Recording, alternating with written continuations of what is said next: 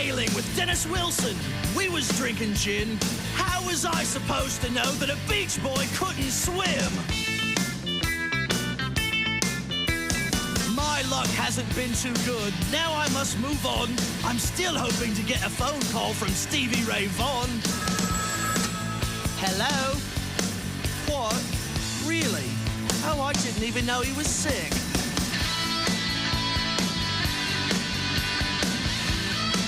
Oh, that reminds me of the time I used to work with Mama Cass Elliott. Chokes me up every time I think about it. You know, if she'd only split that sandwich with Karen Carpenter, I'd still have a gig today. Oh, and then I tried to work for Del Shannon. I said, Del, why don't you try a comeback to it? Give it a shot. Well, first he fired me, and then he fired... Well, anyway, I've had some great gigs. In fact, at one point, I was in India with the Maharishi, 4 Beatles, a Beach Boy, and Mia Farrow. What a bunch of wankers! Hey, don't say we didn't warn you. Oh, my God. There's laughter ahead. This is Bob and Tom 24/7. So, Mark, you're a single guy. Yeah, I tell you, though, it's tough because I got these neighbors behind me. Really? My neighbor, Gail, very... Gail? Gail is a woman who just moved. Her bedroom wall is right behind mine, and she has a new boyfriend. Mm-hmm. And I found this out. His name is Tom!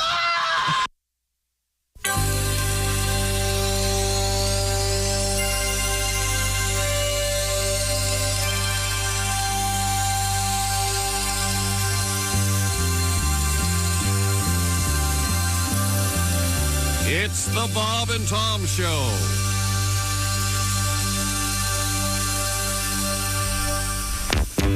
Heidi-ho, everyone. This is the Mr. Obvious Show. I'm your host, Mr. Obvious. As always, I'm here to help you, the listener, with your problems, big or small. Let's go right to the old telephones. Hello, Mr. Obvious. Is this Mr. Obvious? Speaking. Hi, Mr. Obvious. Long-time listener, first-time caller. Uh-huh. Let me just start by saying I really love your show, Mr. Obvious. Well, that's just grand, and thank you for calling, sir. I appreciate it. No, wait, Mr. Obvious? Yes? Yeah, I've got a problem I wanted to talk to you about. Of course, that's why I'm here, caller. Go ahead with your question. Well, for several years now, my wife and I have been saving our money because we wanted to build a deck right off our living room there on the back of the house. Oh, that is lovely. Nothing like a nice deck. Oh, yeah. Well, we've been skipping and saving. Finally saved enough so that we could afford to have that deck. Wow. My congratulations to you, caller, once again. I appreciate the fun. No, here's the problem. Even though I'm pretty handy, I figured it was too big a job for me, so... Well, I took your advice, Mr. Obvious. Always call a professional. Mm-hmm. So I called some local contractors and had them come out and give me some estimates. Oh, estimates. That's always a very good idea. One of my Mr. Obvious rules to live by. I thought so, Mr. Obvious. Well, we picked a guy to do the work, and he really seemed to know his stuff, and he promised to get started right away. Sounds like a self-starter, a real go-getter. Well, sure, that's what I thought, but now I'm not so sure. I think we may have made a mistake. Well, why is that, caller? What makes you say that? Well, it's been several weeks now, and we still don't have a deck. I'm beginning to think this guy is incompetent. Well, now, caller, have you talked to your contractor about your feeling? Well, I tried to. I came home early the other day, talked to him, and his truck was in the driveway, but I couldn't find him anywhere. And finally, I went inside, and that's when I heard some noises coming from the bedroom. The bedroom? That seems like an odd place to be working on your decks in the... Well, yeah, that's what I thought, Mr. Obvious. So, well, I went upstairs, and there was the contractor, all right, and he was, he was naked. Oh, my goodness. Not even wearing safety goggles, huh? Now, that sounds dangerous. Well, yeah, Mr. Obvious, and here's the weird part. He was laying on top of my wife. Uh-oh. Now, was she naked, too? Naked as a jaybird, Mr. Obvious. And as you can imagine, I got pretty mad. Certainly, yeah. Well, I mean, since he was so far behind schedule already, I asked him what the heck was going on. Well, you know, caller, you're certainly within your rights, seeing how he works for you. Caller, is he being paid hourly or by the job? By the job. Oh, no, that's fortunate for you. That way you don't pay while he plays, of course. That's one of those Mr. Obvious rules to live by. I give that a right on, Mr. Obvious. Anyway, Mr. Obvious, my contractor explains that he's lost his tape measure, and he's trying to find out how tall my wife is so he can have her lay down beside the boards that he's going to cut. Really? Did you ask why they were naked at all? Did that come up, or... Jeez, Mr. Obvious. I figured you'd know this. You can't get an accurate reading off somebody's height when they're wearing clothes. Even I know that. I'm sorry? Maybe it's their weight. Anyway, whatever. Well, the more I think about it, the madder I get. I feel like I should fire the guy. Well, I can certainly see that. That would be within your rights. And then just last week, I found him naked on top of my sister when he lost his plumb bob. I see. That is unfortunate, Tom. Yeah, exactly. I mean, what kind of contractor is that careless with his tools? I mean, if he keeps losing them, I may never get my deck finished. Now, caller, I don't want to get too personal, but I'm afraid what's happening here is that your contractor, now follow me on this, your contractor right? is having an illicit affair. Ooh, an affair? Like sex? Mm-hmm. You know, when he's married, he's having sex with somebody else? I think so. Who do you think it is? I think it's with your wife, caller, and evidently with your sister, too. What? So these stories about him losing his tape measure and his plumb bob, Mr. Obvious, you think he just made those up? Well, that'd be my guess, caller. I never made the connection. But what you're saying is he may still be a good contractor. Well, actually, I guess he could be. So, Mr. Obvious, you're saying maybe I was being a little hasty. Boy, is my face red. I feel like a real schmo. Now, caller, don't be so hard on yourself. That sort of thing happens when we jump to conclusions without having all the facts. Mr. Obvious, you're a lifesaver. That's nice of you to say, and thanks for calling. Well, join us next time on the Mr. Obvious Show. And that's why I won't speak to Billy Crystal. This is just that, oh, hey, hi, how about you? It's the Bob and Tom Show. Hello, Christy. Hello, Chick. Hello, Joshua. Chick. Joshua, what'd you blow on, a horn or something, and the walls come, or is that Gabriel? Gabriel. Which one is, well, who's Joshua in the Bible? Battle of Jericho. Is he the boat guy? Joshua fought the Battle of Jericho. That's it. Oh, that's right. That's the parody. Jericho. Joshua got a bottle of Geritol. Jericho. We used to sing See, there's comedy, Willie. I'm Chick McGee. There's Ace Cosby. Howdy-ho. Got his paws all over the track phone hotline hot phone. There's Willie Griswold. Yo. And here's Tom Griswold. Well, I'm just going through the overnights. What do we got going on, buddy? Oh, we've got all kinds of interesting things. We were talking about stuff that maybe your mom threw out. For some reason you were off to school or whatever. You came back and your collection, in my case, of Mad Magazine's Sad Sack, Batman, and Superman comics had all been recycled.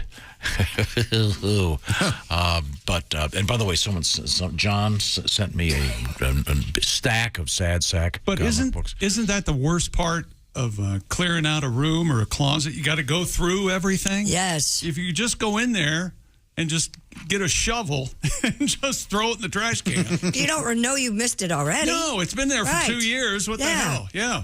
Kevin writes, Dear Bob and Tom Show. Damn, Kevin. You lovely bunch of coconuts. Oh. I went away to college. My mom decided to clean the junk out of my room, quote unquote. She threw out a shoebox full of stuff. Turns out that stuff was a collection of original Beatles trading cards, mint condition. I forgave my mom, but I don't think she ever forgave herself. Oh. Mm-hmm. You know what my mom always used to say? What? I'm not mad. I'm hurt. Oh, Boy. Making it even worse. Yeah, and I forgave her. Just last week. Passive aggressive, isn't Good. it? You think? Good. Here's one. Is it any wonder I'm screwed up? Okay, go ahead. Back in high school, my buddy's dad owned an auction house. We found a box of vintage 80s Playboys. I found the 2nd to 5th issues of Playboy ever. Well, that's going way back. My buddy let me keep them. Put them in a closet and awaited my payday. My Bible-thumping mom found them and burned them in the fire pit backyard. I told her I was collecting them, and she said, yeah, right. I saw them on Pawn Stars a few years later going for $5,000 a piece. Ooh, man. Yeah. Now, I don't know if I've talked with Josh about this or not. Isn't it the tradition before you look at a Playboy magazine, you have to find the bunny on the cover? That is a thing, right? Yeah, that's a thing. Yeah. Wait, really? Yeah, and then there was an urban legend. It could be a little cartoon. It could be hidden. It could be right there. Yeah, it could be the gleam in an eye. There was a legend that the outside, I think it was the P, help me with this, Ace. There were It's always the P. There were little bunnies, and depending on where they were, that's how many times Hefner had slept with them. It turned out that was... wasn't true. No, it was some kind of publishing, distribution, geographical thing. Yeah. People talked about it. Yeah. So, Can you see him coming at you in the middle of the night in that captain's hat? So, Christy, you want to... No. You want to be the centerfold? Be a picture. Hey, that's pretty good, Hugh Hefner. Not bad, yeah. You want to come down to the grotto? No, and didn't he get buried face down on top of Marilyn Monroe? No. I don't know if it was Monroe. face down. The sarcophagus or Not whatever Monroe. that thing was. Also, we've been collecting Grandpa's curse words, and got some. I saw them open for Old Crow Medicine Show Did ya? once. Yeah, they were good. Grandpa's good. Mother scratchers. Mm-hmm. Just the ones that are kind of a slight variation on a classic. That one would be a variation on Mother... Oh! Yeah. I want to say that one. I say Jiminy Crickets a lot. And this one recognizes a movie highly underrated called Johnny Dangerously. That is underrated. It's rated about where it should be. It gets old fast, but in the beginning, there's a very good scene with, of all people, Joe Piscopo. He's hilarious. In it. Very, Doesn't very funny. Michael Keaton call Griffin Dunn, you little muskrat? Yes. It's my favorite line in the whole movie. He refers to someone as a farging ice hole. Yes. And you get you have to sort of get the whole thing to get that rhythm. Who doesn't get that? No, I'm trying to. I mean, you know what I'm saying. Knock down that wall, knock down that wall, and knock down that farging wall. Yeah, that's right. It's when delivered by the You very son of a bastard. high quality actors, it's really quite funny. We will once again, if you have a grandfather or a grandmother or a mom or dad that used unusual variations on swear words, we'd love to hear from you. And I coming up, we have a special tribute to that exact topic. I'm gonna rip off your dork, and I'm gonna. As my dad said back then, he should have won an Academy Award for Best Supporting Actor. Give me the teaser in sports over there, Mr. NFL's making more money, which I have no problem with. That's okay with me. Just keep the product coming. Hey, good news. I'm not going to tease this. I'm just going to tell you. Joseph Newgarden's out of the hospital. He's in Tennessee resting comfortably, and they're going to take a look at him later. Good. And Joe Gibbs Racing declined to appeal the penalties about, I don't know, they Cheated? might have. I don't want to say that about Coach Gibbs. But I'm sure it wasn't him. It was one of his delegates. Sure. So this is when they couldn't pass the inspection, right? Yeah, it was not an oversized gas tank. That would be the thing. That'd be the thing to cheat with, though, wouldn't it? And are you worried about somebody cheating? How about putting up cameras in your home? Let me tell you about Simply Safe, the do-it-yourself, design-it-yourself, Willie. Home security system. Simply Safe offers comprehensive protection not only against intruders and burglars, but against expensive home hazards like fires or maybe flooding from your hot water heater. With 24/7 professional monitoring, Simply Safe's representatives take action the moment a threat is detected, sending police or first responders to an emergency, even if you're not home. SimpliSafe uses proprietary video verification technology. Monitoring agents visually confirm the threat in order to get higher priority 911 dispatch. And monitoring plans affordably priced, about $1 a day. No long-term contract or hidden fees. Feeling safe at home should not break the bank. Give you and your family peace of mind. How many cameras do you have, honestly? 9. 9. I got a couple of backups, too. Okay. It's basically like switching the Super Bowl. Well, I recently put a camera in Monkey's room because my golden retriever. That's your dog. I'm concerned she's stealing. Oh, really? Yeah. So I'm gonna catch her. I'm gonna catch her. My golden retriever walked in the kitchen this morning and handed me a shoe. Oh, nice. Well, at least you didn't chew it up. Was it yours to be put on? No, it was Little Hearts, but a small gift. One of my little girl. You know that. What was the dog's name? What's her name? Winnie. Winnie. What was Winnie thinking? I gotta go get the shoe to Dad. Here you go. She's not a chewer. She's just a deliverer of shoes. Yeah, that's what I Maybe thought. she wants you guys to pick up your stuff. Goldens are known for soft mouths. SimpliSafeTom.com. Go now and get a free security camera plus 20% off. And we've got a great grandpa phrase. In lieu of cursing, we'll actually cursing even more when we come back. This is the Bob and Tom Show. Hi, this is comedian Rob Haney, and you're listening to Bob and Tom 24/7. Hey, good morning. Mark Allison along with you on a Tuesday. It's July 26th. Comedian Kostaki Economopoulos going to be joining us later this morning with All Pro Lines, a look at the National Football League. Yes, it's true. The NFL is getting ready to get underway with their summer training camps, and that means that preseason games aren't too far away. It'll be exciting. What will your team do this season? Well, did you think the Bengals would be in the Super Bowl last year? Did you? Well, we don't know what's going to happen this year, but Kostaki will be along to fill us in. And Chick McGee with sports, of course, this morning right here on Bob and Tom 24/7. Hi, everybody. Christy Lee with your Bob and Tom Entertainment News Update. Paul Cervino once said for all the time he spent in movies and on TV playing tough guys, he really wanted to be remembered for his real passions, poetry, painting, and opera. The man who starred in Goodfellas and on Law & Order has passed away at the age of 83. Paul Cervino died yesterday of natural causes at the Mayo Clinic in Florida. Brandi Carlile will never get over sharing a stage with Joni Mitchell, who performed Sunday for the first time since 2002. Carlile writes on social media she can't even watch the footage without crying. Joni Mitchell performed at the Newport Folk Festival in Rhode Island, her first performance since she suffered an aneurysm in 2015. She did a 13-song set that included an electric guitar solo. Winona Judd, Allison Russell, and Marcus Mumford were guest musicians, in addition to Brandi Carlile. And TBS is pulling the plug on Full Frontal with Samantha Bee. The network says the move to end the show after 7 years is part of what it calls, quote, difficult business-based decision, as it sets out on a new strategy to win viewers. And that's your entertainment news. I'm Christy Lee. More of the Bob and Tom Show coming up. Things you hear on the Bob and Tom Show.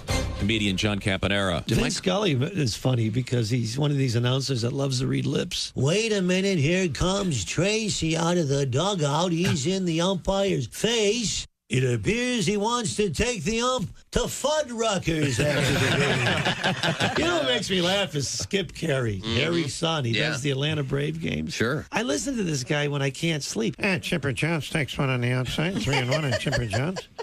Don't forget all week long, we got the best of the Duke right here on TBS. John Wayne right here on TBS. There's a long fly ball. Looks like that's out of here. I love that. And you know, Harry's going, I can't believe that's my son. You know, Harry would get excited over the dumbest stuff. Hey! Check out the kid in the sombrero.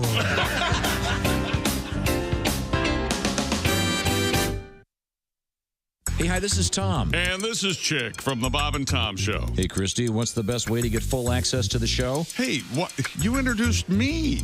That would be to become a Bob and Tom VIP. Very good. Now, Josh, what's a feature of Bob and Tom VIP? Wait a minute. Well, the live 5-camera video stream of the show, plus a podcast of the show and comedy from the Bob and Tom archives. Excellent. Chick, what do you have to say for yourself? Become a Bob and Tom VIP now. Just go to bobandtom.com/VIP. VIP. See, that was worth the wait, wasn't it? Bob and Tom. 24/7. Oh, yeah. Men, are you looking to add a little dance to your pants? Are you hoping to turn heads without costly and painful surgery? Then visit the Bob and Tom Personal Care Outlet Mall and experience the newest way to grow your fro. Hi, I'm Chick McGee. I know what you're thinking, but Chick, hair hides inches. Well, that's only when you're naked. See, when I put King Kong behind closed doors, I want the ladies to notice a bulge that rivals those old Jim Palmer ads in Sports Illustrated. And thanks to this, I can achieve that look in just a few short weeks. From the makers of Miracle Grow, it's the Pubador. The Pubador starts at the root system, giving your patch a major poof that only the latest in Frigomol technology can provide. Wow, Chick. Is that an airbag in your pants? Or are you just happy to see me? Let's just say my curly fries have gone home style. The Pubador is a simple 3-step system. First, apply the Miracle Mix to desired region. Place those puny pubes in curlers, and then let the Pubador leave you high and dry. Wow, it looks like a bloomin' onion. The Pubador, now available at the Bob and Tom Personal Care Outlet Mall. Warning, not intended for beards, backs, or buttocks. Ask for the Pubador by name. Pubador. Oh, my God. Bob and Tom. Well-meaning, but... Yeah, they're all messed up. More than slightly confused. Yeah, but it turns out I don't sleep well anyway. I've been grinding my teeth. I didn't know I grind my teeth until I woke up. My husband was pouring coffee beans into my mouth. What a weird way to save time in the morning. No kidding, but it's fresh coffee.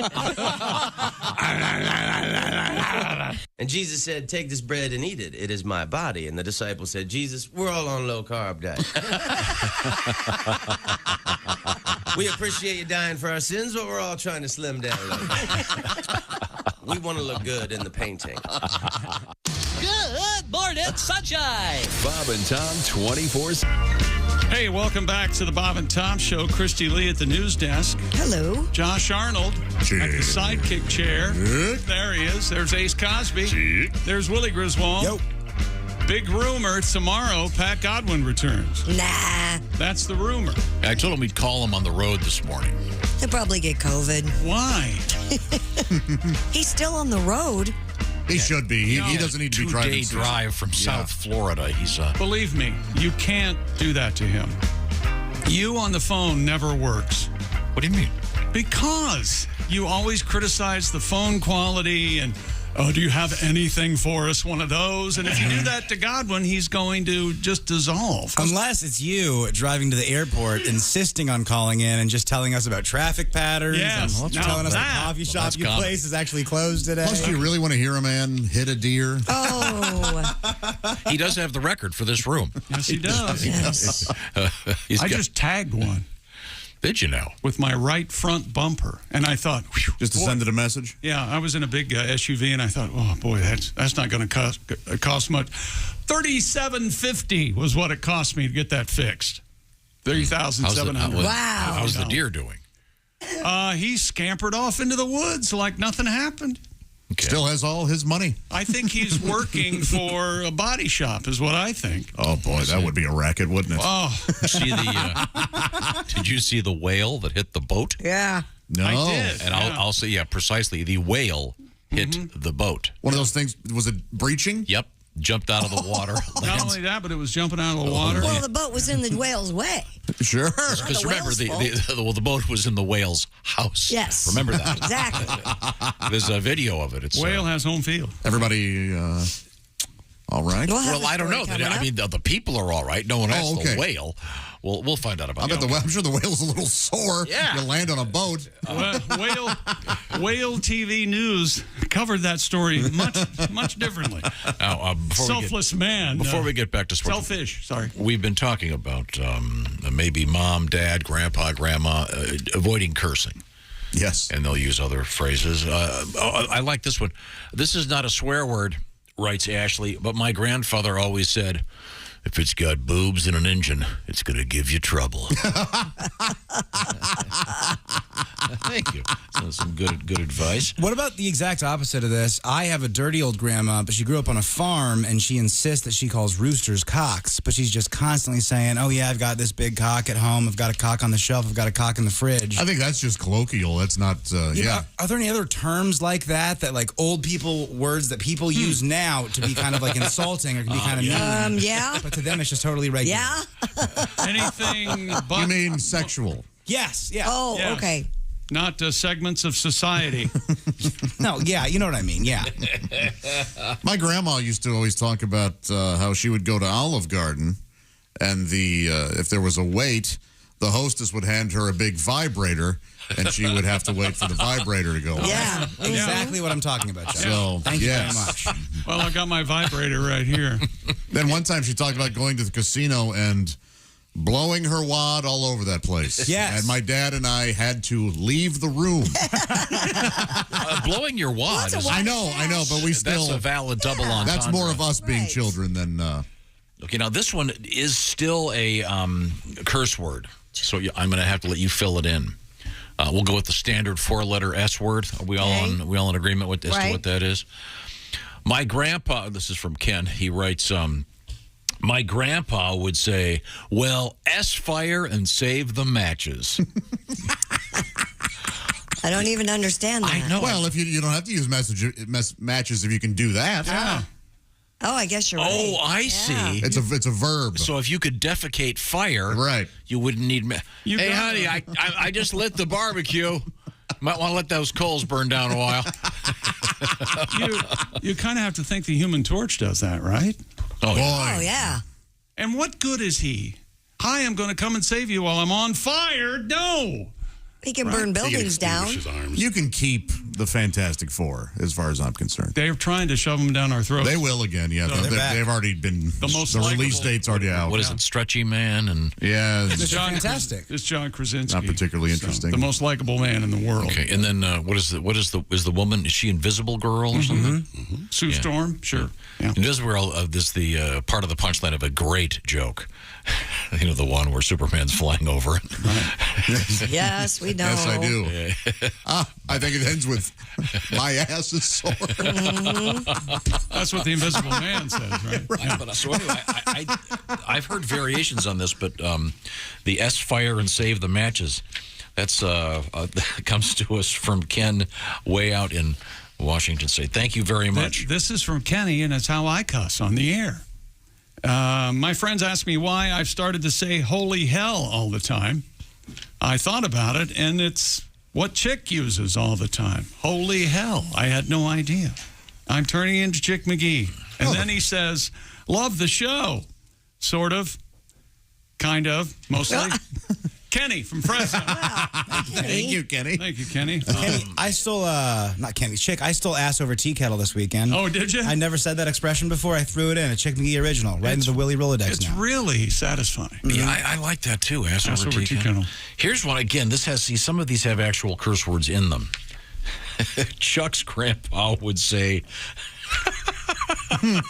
he's dumber than a truckload of turkey. S word. I mean, I imagine turkey is pretty dumb. Well, yeah. That defines dumb. S of any. Now, I wanted to feature something. This is from a comedian who was a very young comedian, was actually on the Johnny Carson show. I think this is one of the classic pieces, often mistaken for a piece by George Carlin, but in fact it's an original from Sean Morey, as you will hear. Joining us in the studio, professional comedian Sean Morey is here with us. Sean, nice to see you. I get annoyed by certain things, little things. People who use the word friggin'. Friggin'? What the hell is that? Make a stand. Either say the F word or say golly gosh darn. What does friggin' mean anyway? I'm almost mad enough to cuss. Don't push me.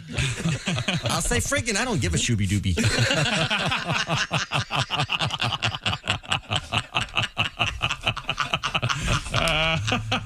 I heard a funny word the other day. Cripes. Cripes? Some guy said, for cripe's sake. Who would that be? Jesus Cripes? The son of gosh?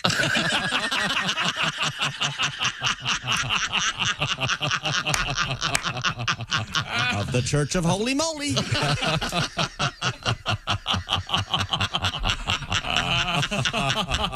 I'm not making fun of it. Gosh. I don't want to go to heck. Bravo. I believe in Jesus Christ and his mother, Jeez Louise. And all the disciples. Golly, gee, willikers, goody goody gumdrops, gee whiz, holy cow, by gum, and sweet patootie.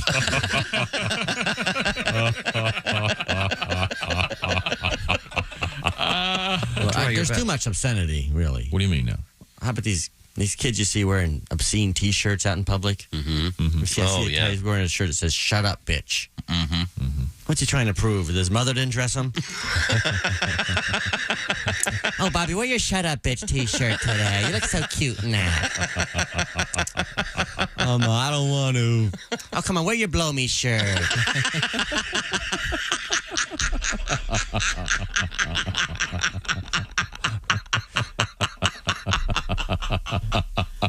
I mean, when I was a teenager, we wore T-shirts that said "Make love, not war." Right. Now they say "Eat crap and die." Good I move. think they're setting their goals high enough. I'll bet it wasn't really crap, was it? Said something else in that shirt, didn't it? I'm walking with my grandmother. A guy walks by with a T-shirt that says, "Eat me raw." I'm like, "Grandma, I'm really sorry you had to see that." She said, "Oh, screw him."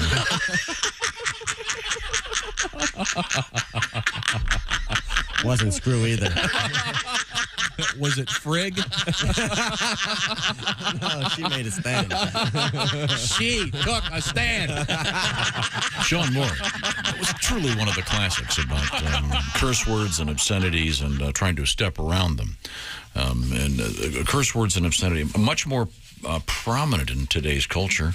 Sure. With HBO, cable TV, no need to dance around that stuff. They can say whatever they want. Yep. For about 45 years now. Yeah. All of them right there. All the big ones. Going into our homes. Yeah. Unpoliced. Well, we have more examples coming up from your grandparents out there. And a lot of them, again, employ the actual curse words. My grandfather would say, "You sleazy, slimy piece of Siberian sheep." I love the alliteration. Yeah, That's fun. Yeah. I'm not sure what Siberian Sheep have to do with it, but cold fecal material. My fifth grade nun would say, "Tell it to Sweeney." I wonder what that even means. I do. Sweeney? Who? I don't know what Mark that Sweeney? means. I don't know. Be careful. Say his name 3 times, it'll appear. I'll be dipped in lukewarm. Well, I can't even say this. Piss? No, I just realized it's also an offensive term. I can't wait to hear what it is. No, you can wait. I'm so sorry. I should have read that one in advance. Wow. Well, we'll move forward. Let's see. I used to work with an older guy who said someone was so poor they couldn't afford to buy a pissant. To run around a BB or They something? couldn't afford to buy a pissant or wrestling jacket. Again, You waited to read that one? I'm just trying to read it carefully. That's amazing. Since that I screwed up What the is one a yesterday. pissant? I've only heard people called it. Like, I eat a little pissant. It's like a popcorn fart. I think it's kind of in that family. Ah, okay. Isn't that right? Popcorn fart? I don't know. I hope it's not an ant that is doomed to a life living in urine. No joke. Or drinking urine. That's got to be like 5% of ants, though, when you think about it, or at least a small part of every ant's life. Yeah. An ant spent some time in the piss hole. That's the part of bugs life they don't talk about. Yeah, they What don't. is a pissant? I'd always heard you couldn't afford to buy gas for a pissant's motorcycle to go around a BB or something. It's a specific type of ant. It really is? Yeah, commonly called wood ants. Oh. Huh. That's not fun. Funny. Yeah, wood ants isn't funny, though. No, pissant is hilarious. Slang, it says. Okay. Inconsequential, irrelevant, worthless. All right. Well, we will be, once again, reviewing any of these. You have Bob and Tom at bobandtom.com. We'd love to hear from you. Tom, a Virginia politician is said to have silenced a heckler by saying, I'm a big dog on a big hunt, and I don't have time for a pissant on a melon stalk. Oh. There's a lot going on there. That's cool. Those are the politicians I like. Josh, those folksy, lunatic. You got to save that for the next time somebody yells out, I heard your mom's rich at one of your shows. Just take them down. They're just having fun. Yeah, I know. Brian writes, my grandpa always said, Moses, smell the roses. I knew a guy one time who was trying not to cuss, and he would use sweet fancy Moses or something like that. Very funny. It just doesn't have the... Yeah. It's a good cuss word. Doesn't have the power of a classic cuss word. Okay. We're going to dip our toes into the pond of sports that is the Chick McGee Show. Hey, get a load of this, and I don't want any of you criticizing this. All right. And queering my deal. Okay. The National Football League has finally launched its mobile streaming service. It's called NFL Plus, and the service is available in 2 different tiers, NFL Plus and NFL Plus Premium. Would anybody care to guess what I signed up for yesterday? I'm going to guess premium. $4.99 for NFL Plus and $9.99 a month for NFL Plus Premium. Both services, the ability to stream live locally or nationally broadcast regular and postseason games, but only on a mobile phone or tablet screen, not on your TV. Okay, so this doesn't totally wipe out. But, yeah, there's another service you can watch preseason games on your TV. Game Day? Yeah, yes. And Game Pass. Whatever that, what is that called? What's the big Game ticket? Pass. Okay, yeah. Sunday ticket and Game Pass. There you go. You got to get Game Pass to get all this is really a bargain. There's also $5 a month, basically, to get all the games on your phone. Yeah.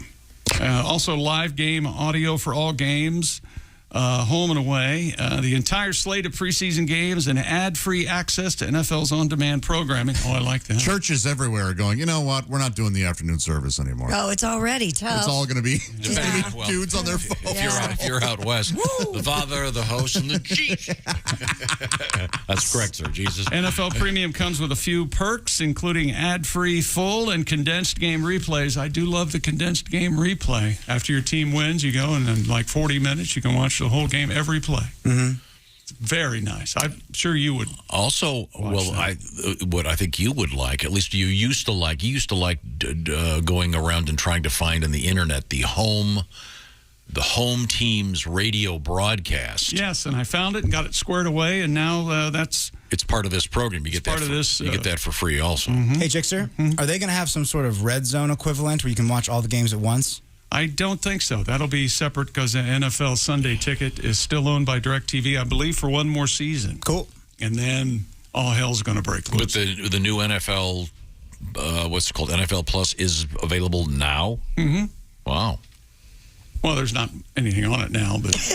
No, I turned it on yesterday. They were just showing unnecessary roughness. However, no, I'm sorry. No, they're showing training. So it's available for purchase. Training camp. No, they're showing it's available. They're showing training camps and your favorite team's news conferences and all sorts of stuff. Yes, they are. On your phone. Okay. You know, Chick, like it on your phone. I tried playing the new Madden, and turns out it's not ready. It's just training camp. I was a 6'5" guy sleeping in a tiny little bed. It was a terrible part of the game. You got to have training camp. You got to get your 6'5". I have a question.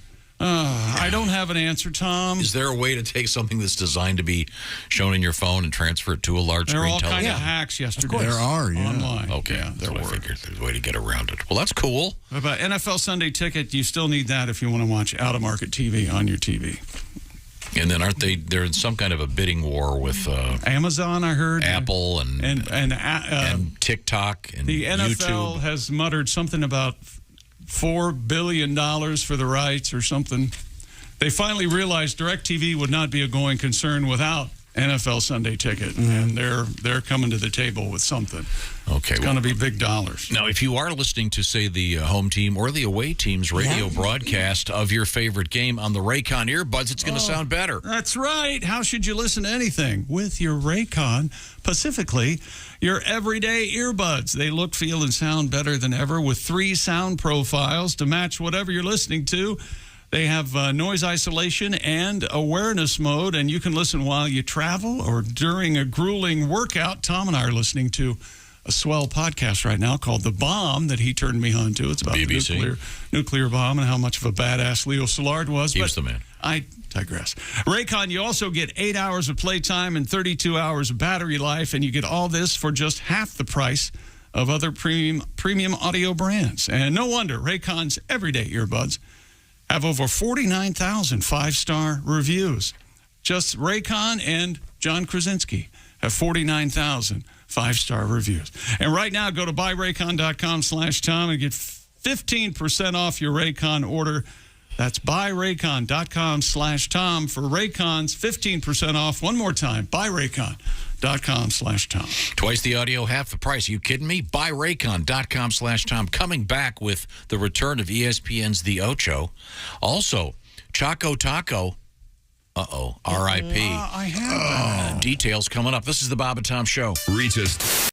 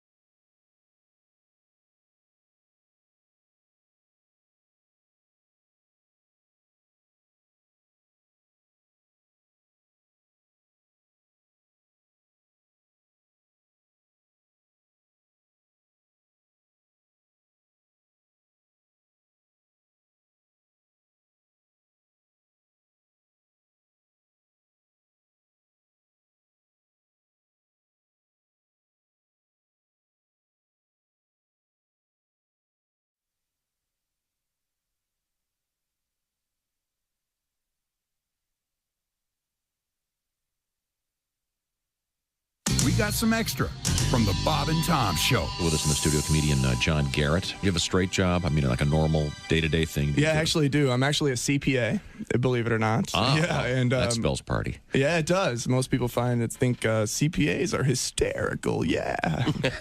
No, of course not. We're dorks, big dorks. But and honestly, on behalf of all accountants out there, I'd like to say that we don't all do taxes. Some of us prefer to embezzle. It's much more lucrative. I read recently Willie Nelson wrote a song called Whatever Happened to Peace on Earth as his little protest to the war in Iraq. And my immediate thought was, why does he care? It's not like it's his tax dollar being put to use. I mean, I think the U.S. government should write a song called Whatever Happened to Willie's 1040. Yeah, there's a tax joke for the accountants.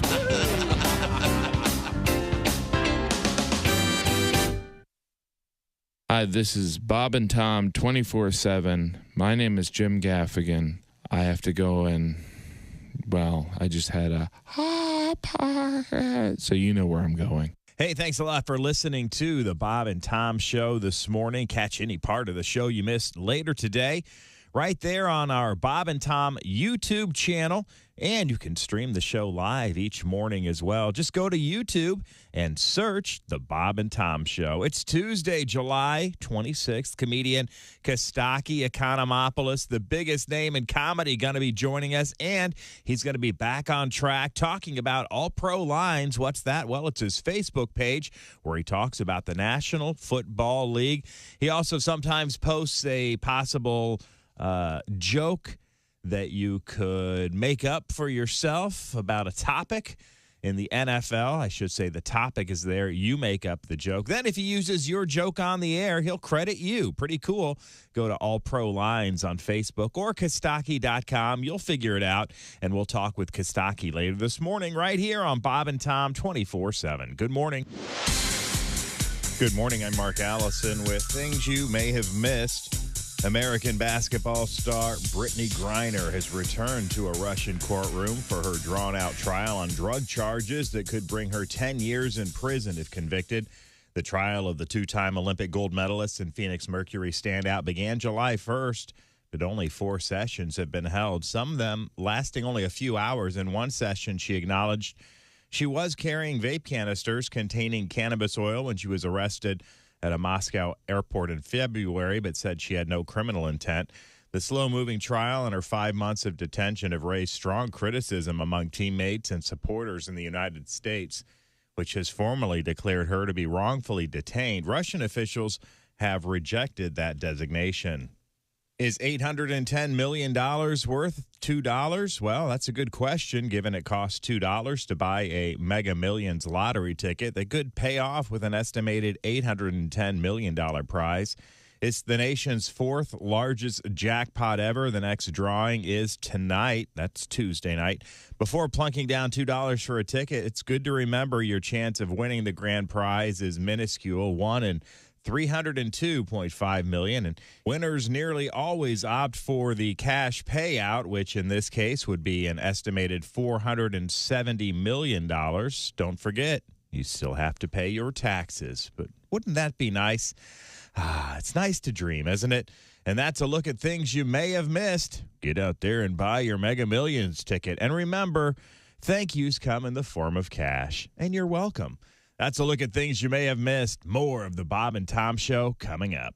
Ladies and gentlemen, Bob and Tom. So the new house, does he have a room in the new house? There's plenty of room there. He can establish a spot. Right now, you know who lives in the new house? No one. No one. It's not done yet. Let's see, where was I? So Josh, I'm sorry. So my mom threw him a comment. What did your mom throw out? My dad. Oh, okay. So somebody's got to send Josh a new dad now.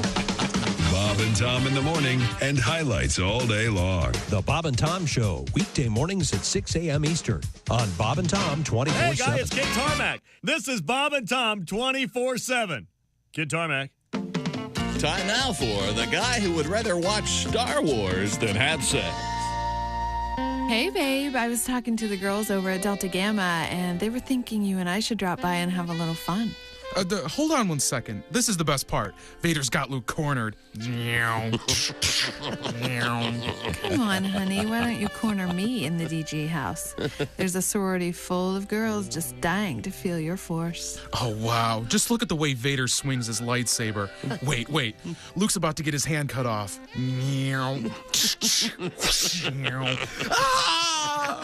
You know, we'd really like to see the way you swing your lightsaber. I told all the girls about it. Dude, here it comes. Vader's gonna tell Luke he's his father. That's not true. That's impossible.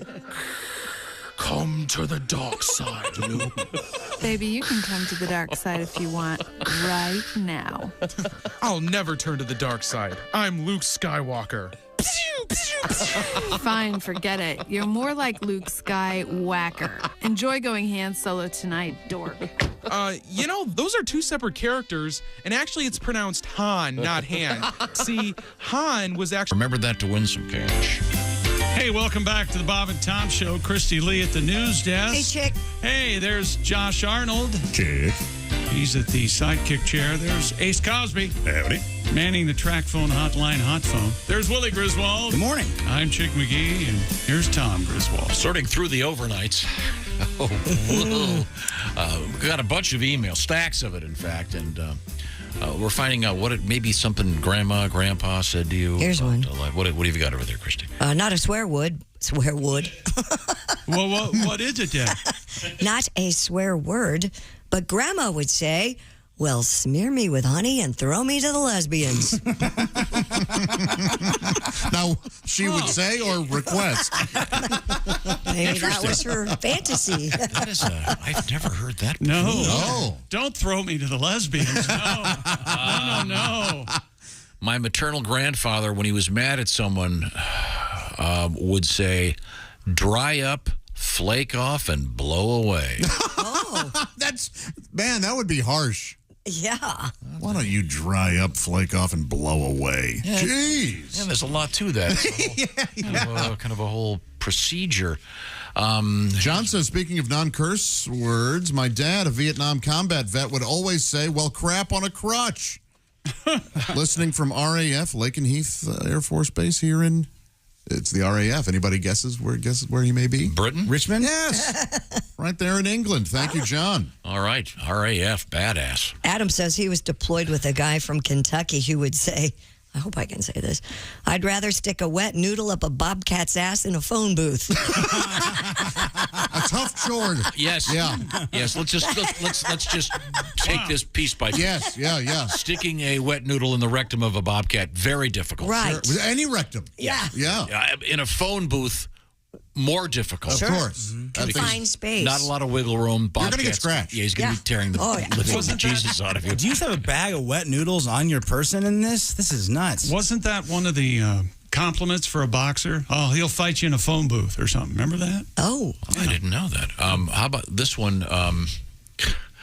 Wow. My dad would say, it doesn't matter how good looking she is, somewhere someone is sick of her. My boss used to say that all the time. Well, you know, he used to say that. Yeah. Okay. I got one here. I think we need more context. It says, the other day, my elderly mother said, he really pulled a boner, and my youngest sister about fell off her chair. Oh, sure, yeah. What does that mean? Boner just meant mistake. Oh, really? Yeah. There's a whole series of albums. Back me up on this chick. I believe it was Kermit Schaefer. Oh, bloopers. Pardon my blooper. But and at the beginning, there'd be this sort of stentorian voice. These classic boners. Yeah. And they're referring to making an error. There's no. Yeah. I thought it was some sort of terrible, tragic, reverse cowgirl accident pulling it. Well, and then as you mentioned off the air, popping. We were talking off the air, you mentioned the term rubbers. My dad would always say, "Hey, Sal, have you seen my rubbers?" And they were how do I describe them? Sort of half boots or quarter boots that would go over your shoes. Sure. So if you had dress shoes on, you'd put these, but they would only cover the sort of the bottom half of your shoe. Here you go, Willie. Here's that, what is it? What is the senatorial voice? Stentorian. This recording is a collection of unintended indiscretions before microphone and camera, covering a span from the early days of radio to modern-day television. Holy hell. It is dedicated to members of the radio and television industry who have been the victims. I feel like he's going to tell me that marijuana is evil. You just talked over them.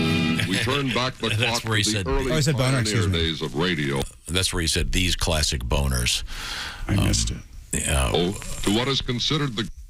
well, you'll have to... I like his voice, though. He sounds like Mike Toomey. I was born way too late. Well, Mike Toomey sounds like those guys. He does a great impression of those guys would read the news like this. But yeah, he says these classic boners. No, most often while smoking a cigarette, they would deliver the news. Yeah, and those albums, I had those when I was a kid. But then I found out they were all faked. Oh, they were? They'd recreated them. They didn't have the... I see. Wasn't one of the big ones Hebert? Yeah, Hebert Hoover or something. Hubert Heaver, or whatever, yeah. God, can you imagine what they would... Well, we can isolate these classic boners for you. What they would have gotten from this show over the last few years. Here's what I've never heard that I really like. This comes to us from Joe. He goes, my dad would say about an attractive, curvaceous woman, I'll bet she wears that skirt out from the inside. What does that even mean? So the skirt is being worn out from the inside because her butt is up against the inside, as opposed to sitting on. Oh, I see you know what I you're mean? saying. Or Okay. it's like her hips are swaying. Right. They're. It's a compliment. Yes, I guess. I think Is in it? a way. Yeah. I would think so. She sounds like a round-heeled woman. Yeah. Well, in a different context, David writes, my grandpa would say, we can do anything with a cool drink and a checkbook. I love these so much. These are great. By God, we can. Yeah, you can. Yeah. So, by all means, send us yours. Here's one. When's the last time you wrote a check, Tom? But you're probably more than most. He doesn't write checks. He has somebody that does all that for him. Very rarely. Yeah. Everything is online now. Yep. You don't have to, every once in a while. Homeowners insurance. Last week. Chick, Muhammad Ali said about George Chuvalo, if they held the heavyweight championships in phone booths, he'd be a champion. There you go. Yeah. He was unbelievably tough, but not athletic. Here's another one, a variation on what you had, Josh. My dad uses the phrase, it's like trying to shove a red-hot angleworm up a wildcat's ass. Not only is it an angleworm, it's red hot for some reason. Now, this is kind of what you were talking about, Willie, where a phrase like rubbers to an old person may mean the shoe thing as opposed to condom. This is a Dear Bob and Tom show. A friend of ours intentionally let his naive wife refer to fist bumping, the greeting, the fist bump, as fisting. Mm-hmm. Oh. She eventually said that in front of a large group at a party. Laughter ensued. You mean like Who Wants a Fisting? Yeah, give me a fist. Or, of course, Give me Mr. Fister! Oh! Mr. Fister! Gosh. What if we just isolated the noise? We all know what it's referring to, but the casual listener is none the wiser. I think there's a context. Ooh. How about these famous bloopers? Or these famous boners. I think it's these classic boners. We can put that together. In fact, when we come back, we'll try to get that done. What do you think about that? Mr. Fister! Oh! Mr. Fister!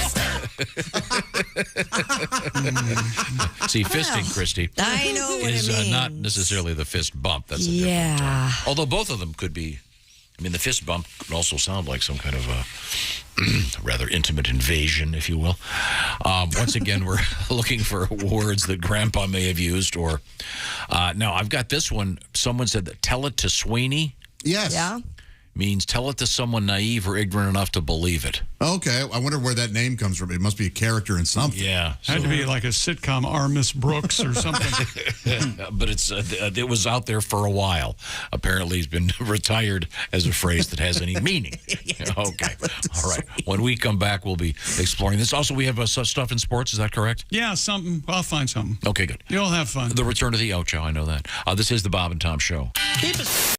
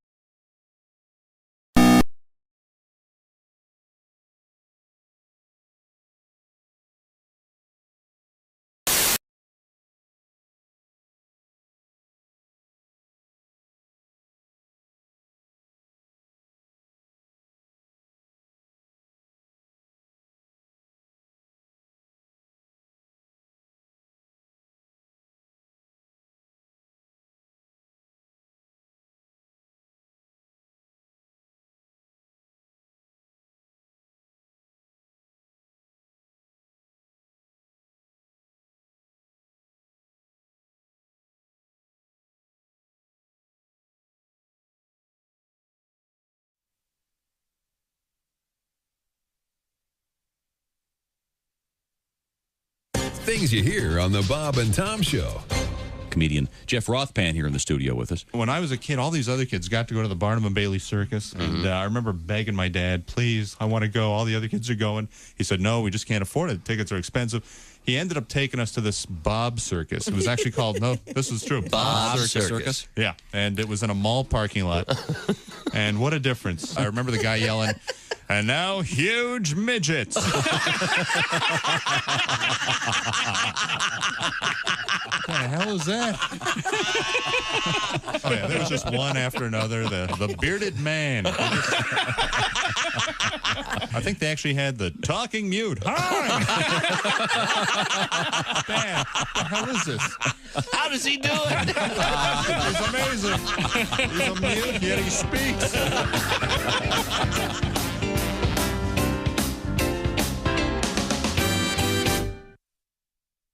Hey, don't say we didn't warn you. There's laughter ahead. This is Bob and Tom 24/7. Hey, what's going on, everybody? It's a Tuesday morning, July the 26th. My name is Mark Allison. And remember, it's a gift you can give. They can open every day. If you need something special for someone special quick, how about giving them total access to the entire Bob and Tom library? It's a Bob and Tom VIP membership, and you can find out more. Check out the link at the top of our website, bobandtom.com. Hi, everybody. Christy Lee with your Bob and Tom News Update. Is $810 million worth two? That's a pretty good question. It'd cost you $2 to buy a Mega Millions lottery ticket. Payoff, $810 million, the nation's fourth largest jackpot. It'll be drawn tonight. It's good to remember, though, that the grand prize odds, 302.5 million. That's right, 1 in 302.5 million. That's a $470.1 million cash option. And then, of course, you have to pay taxes. But hey, why not? I'm paying for my $2 ticket. President Joe Biden feels better every day as he recovers from his coronavirus infection. The White House plans a summit today to discuss developing a new generation of vaccines that could more effectively guard against contagious variants. After a virtual meeting on another subject, Biden said, quote, everything's on the button with the medical tests he's been getting each evening. He's sleeping better. Said the dog woke him up yesterday. I don't know why that has anything to do with anything, but it was his fourth day of COVID isolation. And if you're going to crash a small plane into the ocean, doesn't hurt to do it with lifeguard nearby. A pilot in a small plane went down on Huntington Beach, California. It crashed where a whole bunch of lifeguards were near. It was during a lifeguard competition. A bunch of teens taking part ran to help. They were told to hang back, though, while the pro lifeguards paddled out to the single-engine Piper Cub. The pilot was able to get out of the wreckage. By the time help arrived, he was taken to the hospital with bumps and bruises, and only as a precaution. And that's your news. I'm Christy Lee. More of the Bob and Tom Show on the way. Hello, this is comedian John Evans. Padoom, padoom, padoom, and you're listening to Bob and Tom 24/7. Hi, folks. Billy Mazing here with another amazing revolutionary product exclusively for Bob and Tom Show listeners. Ladies, how many times has this happened to you? You've spent a night hitting the bars and drinking way more than you should, but when it's time to hurry to the bathroom and vomit, your BFF is making out with some guy by the jukebox. Suddenly, you don't have anyone to hold your hair. Well, now your worries are over thanks to my amazing Barf Away barrettes. Only $19.95 for a set of two. 3 sets for $89.95 plus shipping and handling. Yes, these fashionable accessories can be attached at the first signs of queasiness, holding even the most unruly quaff out of the line of fire. Each Billy Mazing Barf Away barrette utilizes oversized pinch clips, making them simple to apply, even for the most impaired fingers. Just put them on as you're making a beeline toward the facilities and don't worry about a thing. Barf Away barrettes work like magic to keep your hair swept back from your face and free of stomach contents, tooth fillings, and toilet water. You'll emerge from the bathroom or back alley stylish, empty, and ready for more. Yeah. Just clip it, unload, and forget it. Best of all, if you order in the next 5 minutes, I'll include a tub of Bile Be Gone breath mints for absolutely free plus shipping and handling of $29.95. What comes up or down is nobody's business but yours with these powerful breath scrubbing mitts. So what are you waiting for? Order my Billy Mazing Barf Away barrettes and Bile Be Gone breath mints, and let's get this party started. I'm Billy Mazing. Hi, this is Greg Warren, and you're listening to Bob and Tom 24/7. Lord Coretta's a fine young comedian. Are you a health guy? You run, you look very slender. And I'm not a big health guy, although I'm healthy. I just had a complete physical, and unfortunately, I'm at that age where you get the real intense physical. Oh, yeah. Yeah, you know, I hope I'm not sharing too much, but the doctor actually stuck a camera in my rectum. It wasn't part of any procedure. He just suspected that his nurse was stealing from him. Jeff Rothband is our guest. Jeff is a fine comedian. I actually had to do that once. What? Be a pallbearer. And that, Oh, my that's God. heavy. Yes, That's a it's heavy job. Yeah, I actually had to go to a funeral, and I was asked to be a pallbearer, and I always a pallbearer. Never the corpse. Bob and Tom 24/7.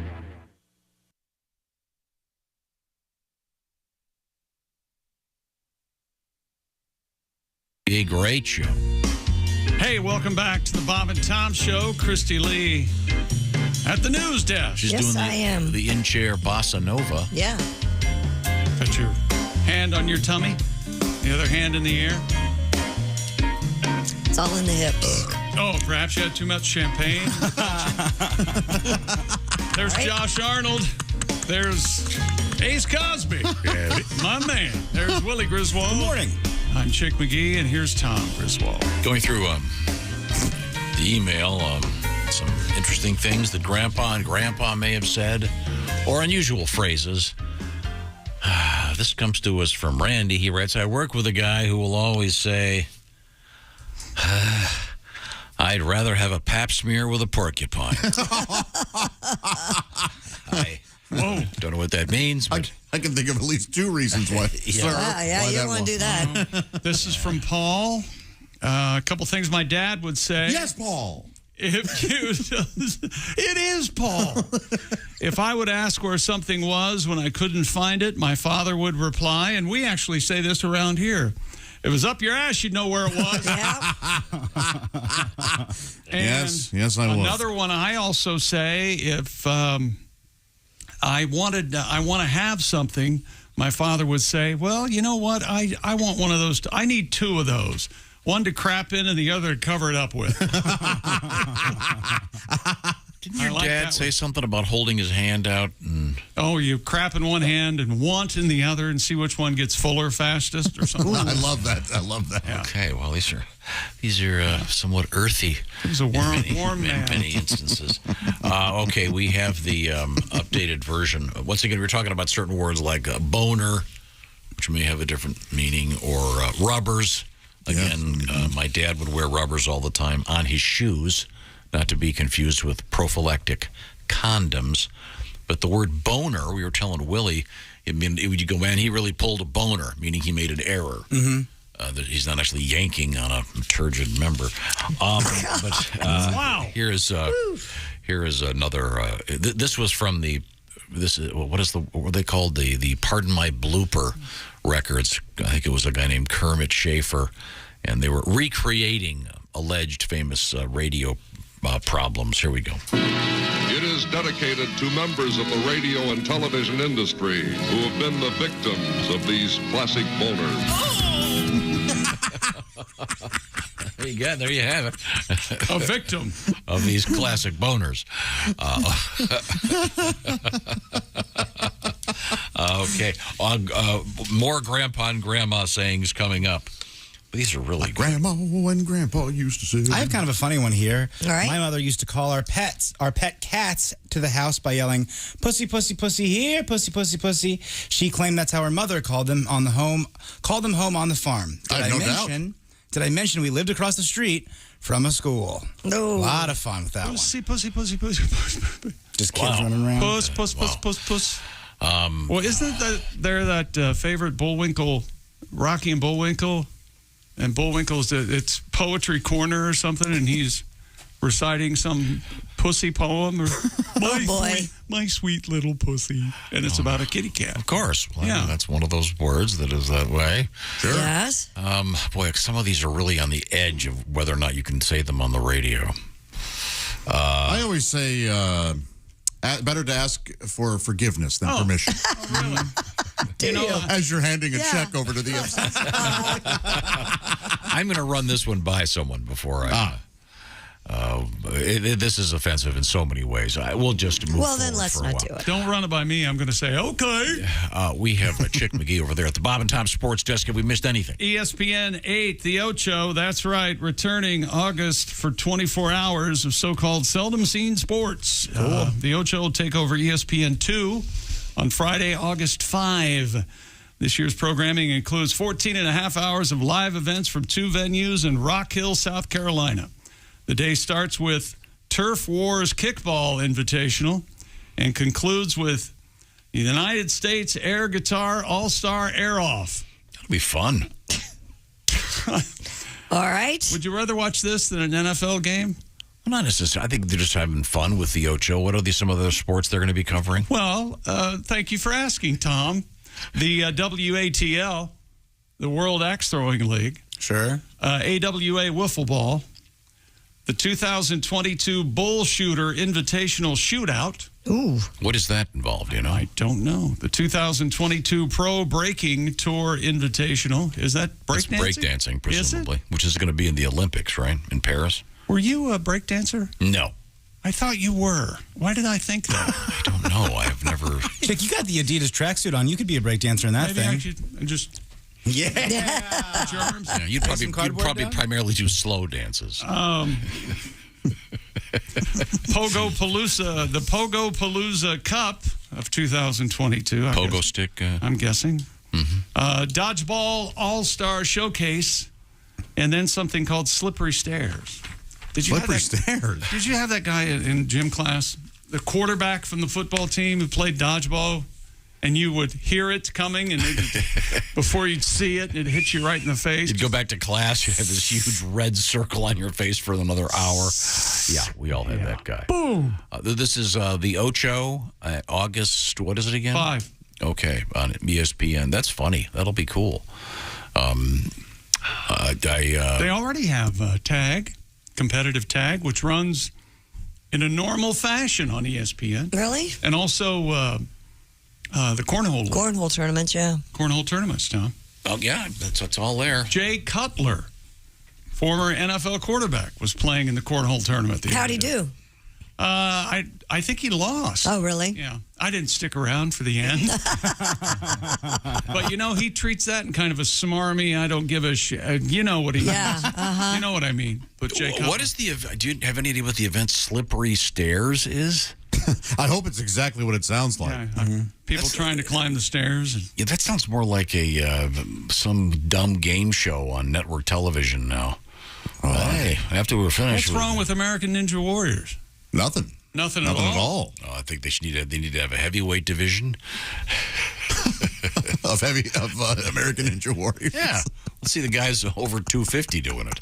Not easy. They'd have to have a different course. I think so. Yeah. Well, he's going into the cannonball as he descends into the water again.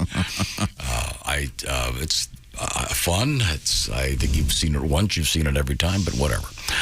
So what do you mean? They have amazing stories of the true testament of the. I love it. It's all positivity. It's really nice. Very positive. And then you see like the courses they build in their backyard, and these things are so intense and well constructed. It's crazy. I think we have an update on Slippery Stairs, Ace. Is that right? Yeah, it kind of looks like an inverted slip and slide. They are stairs, though. And what is the object to climb up it? Yeah. Oh, boy. See, well, it's a group of like 4 or 5 people. Can you bet on it? Are there teams?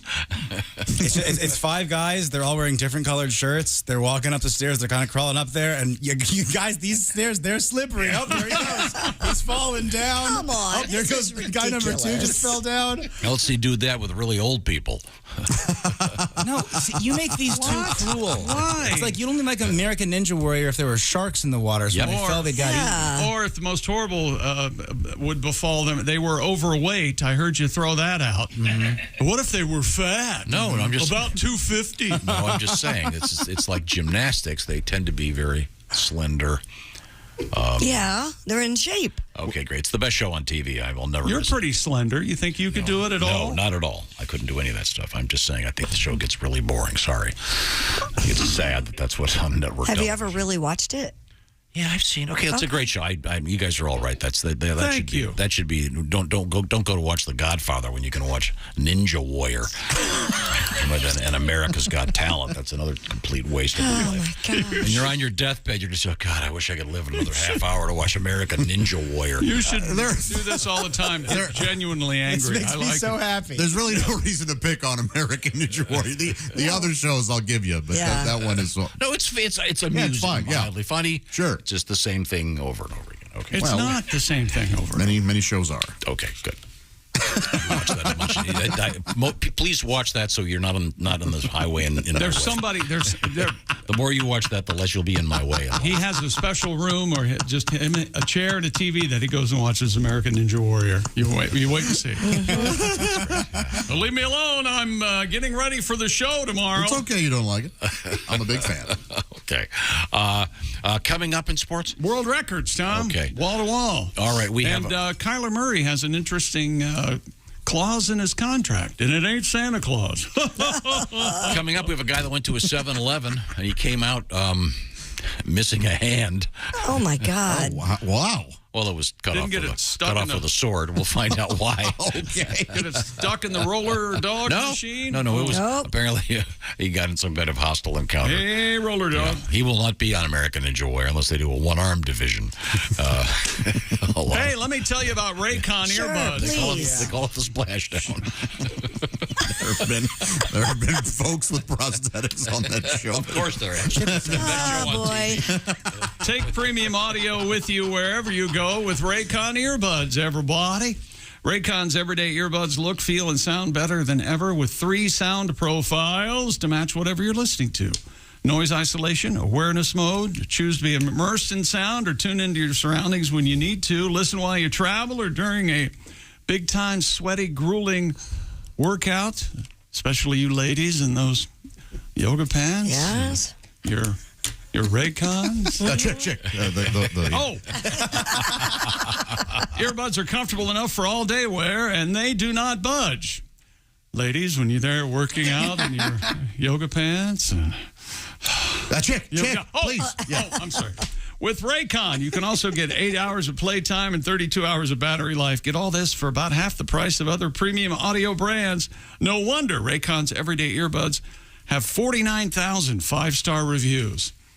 So do those yoga pants. 49,000 five-star reviews. Somebody take it away from me. Right now, buy Raycon.com/Tom and get 15% off your Raycon order. That's right, just because you know us. That's buyraycon.com. Buy Raycon.com/Tom for 15% off. Tonight, right after American Ninja Warrior, a very special Pin the Tail on the Donkey. Hosted by Jane Lynch, of course. Of course. Because she hosts 17 shows. Hey, I love Jane Lynch. Apparently, so do network executives. Well, this will get us out of that. Yeah, okay. We said we hired one. I don't know who she had to bag. I know who it wasn't. No. You know, there's a network executive who said after they interviewed her, well, we can always say we hired one. Wait and see. I mean, that's That's absolutely happening. She is wonderful, She's but an you're right. excellent singer. Some jerk She has executive. a great cabaret show. She is wonderful. Enough. Once again. I got it. What time was Pogo Palooza start? I want to make sure I don't miss it. Hey, that was on the channel you love. Ocho, you like the Ocho. All right, I know. Be right back. Also, we'll have the severed hand coming up. This is the Bob and Tom Show. Morning laughter.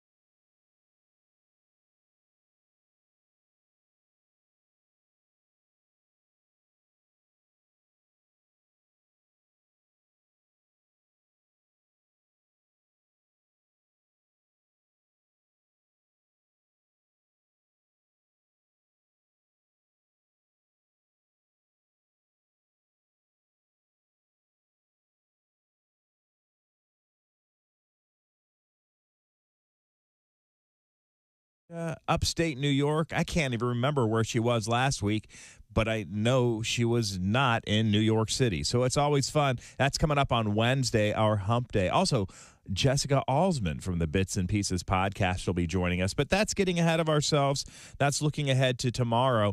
Today, Kostaki on the way on a Tuesday, right here on Bob and Tom 24/7. I'm Chick McGee with your Bob and Tom Sports Update. The NFL is making its move into offering its own media streaming platform. The league announced that NFL Plus launched yesterday. Owners were briefed about it during the league meetings in May, while Brian Rulap, the NFL's chief media and business officer, confirmed in a column for Sports Illustrated last week that it would be starting this season.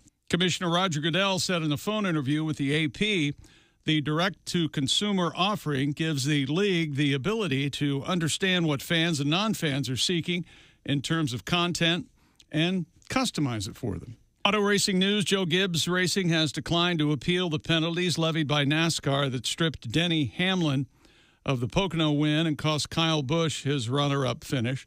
And two-time IndyCar champ Joseph Newgarden has been released from a Des Moines hospital and returned to Tennessee, where he will wait for an evaluation to determine if he can race this weekend at the Indianapolis Motor Speedway. Major League Baseball yesterday, interleague action. Tigers beat the Padres 12-4. American League winners, Boston, Baltimore, Kansas City, Oakland, and Seattle.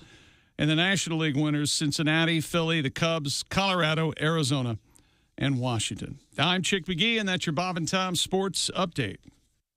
Things you hear on the Bob and Tom Show.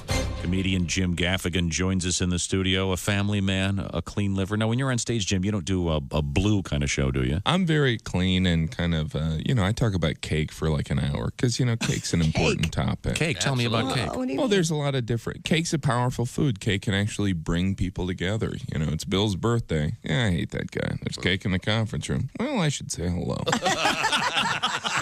Who am I to pass judgment on him? It's his big day. There's so many types of cake. There's rum cake, which makes sense because we've all been eating cake and thought, this needs booze. Shot of liquor. I don't have time to eat and drink. There's fruit cake. That's a bit of a disappointment. Oh, yeah. You'd think that would be better. Fruit, good. Right. Cake, great. Right. Fruit cake, nasty crap. Yeah, it's amazing. Yeah. Have you tried fruit cake? I don't even think that's fruit in there. You're like, when is that, a Skittle? Hey, don't say we didn't warn you. I'm warning you, don't do that. There's laughter ahead.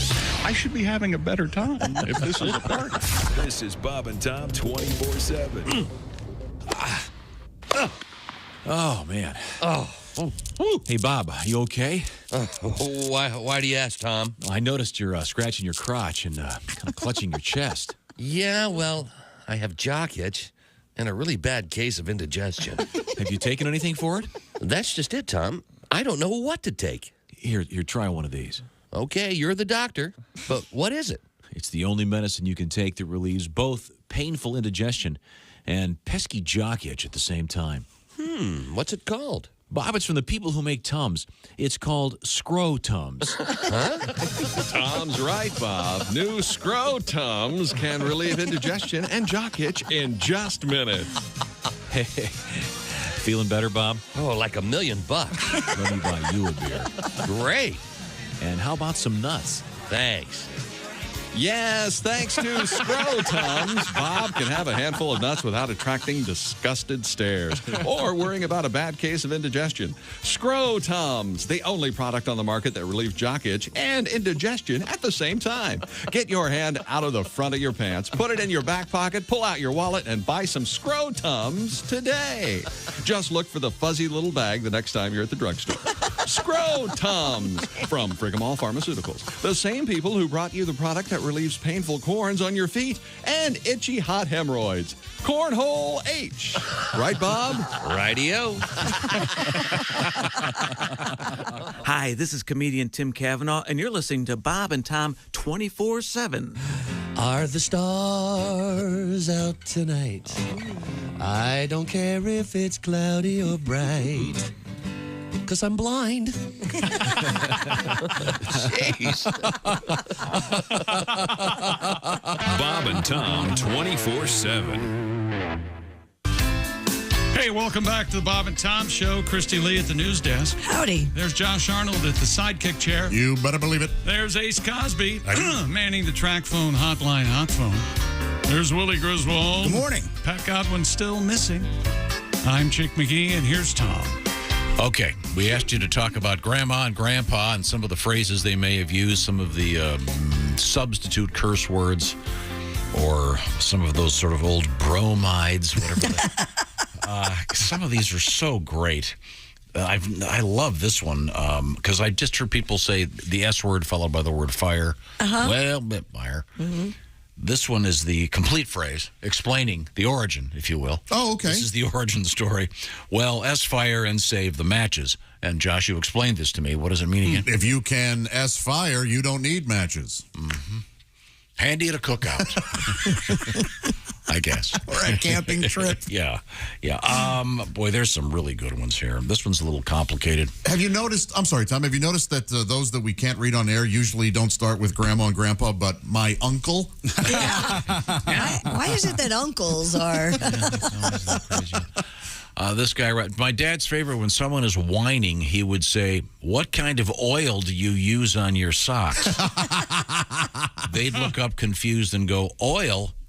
Yeah, so the ants don't crawl up and eat your candy ass. That's an elaborate setup, and that is a good one. Wow. I love an insult with a call and response in it that they have to go for. Yeah, you just bait them into being a part of it. My grandpa used to say, Grandma's teeth are like the stars in the skies. They only come out at night.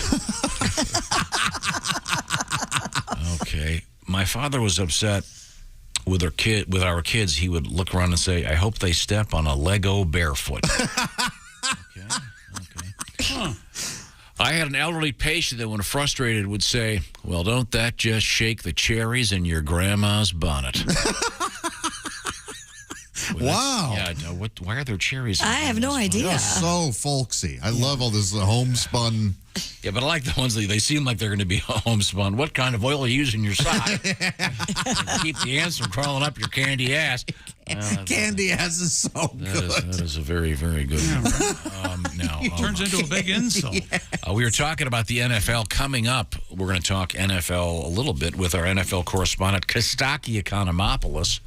We also discussed something new from the NFL. They announced yesterday their app, NFL Plus, in which it's really very inexpensive. What is it, about $5 a month? You'll be able to watch all the games on your phone. $10 a month for premium, yeah. And the premium gives you even more cool stuff. But that seems like a very reasonable price in NFL terms. That's half the price of a soda at most NFL Do you think people will be stadiums. watching the games at the games on their phone? Oh, yeah. You see that now? Yeah. Oh, really? Yeah. Absolutely. It's wild. Wow. People looking up the lines on the gambling app, people looking up their fantasy, and then, people just straight up watching another game. Huh. And the new thing, what is it? Is it SoFi Stadium in L.A.? Mm-hmm. They have these areas where people don't want to actually go to seats.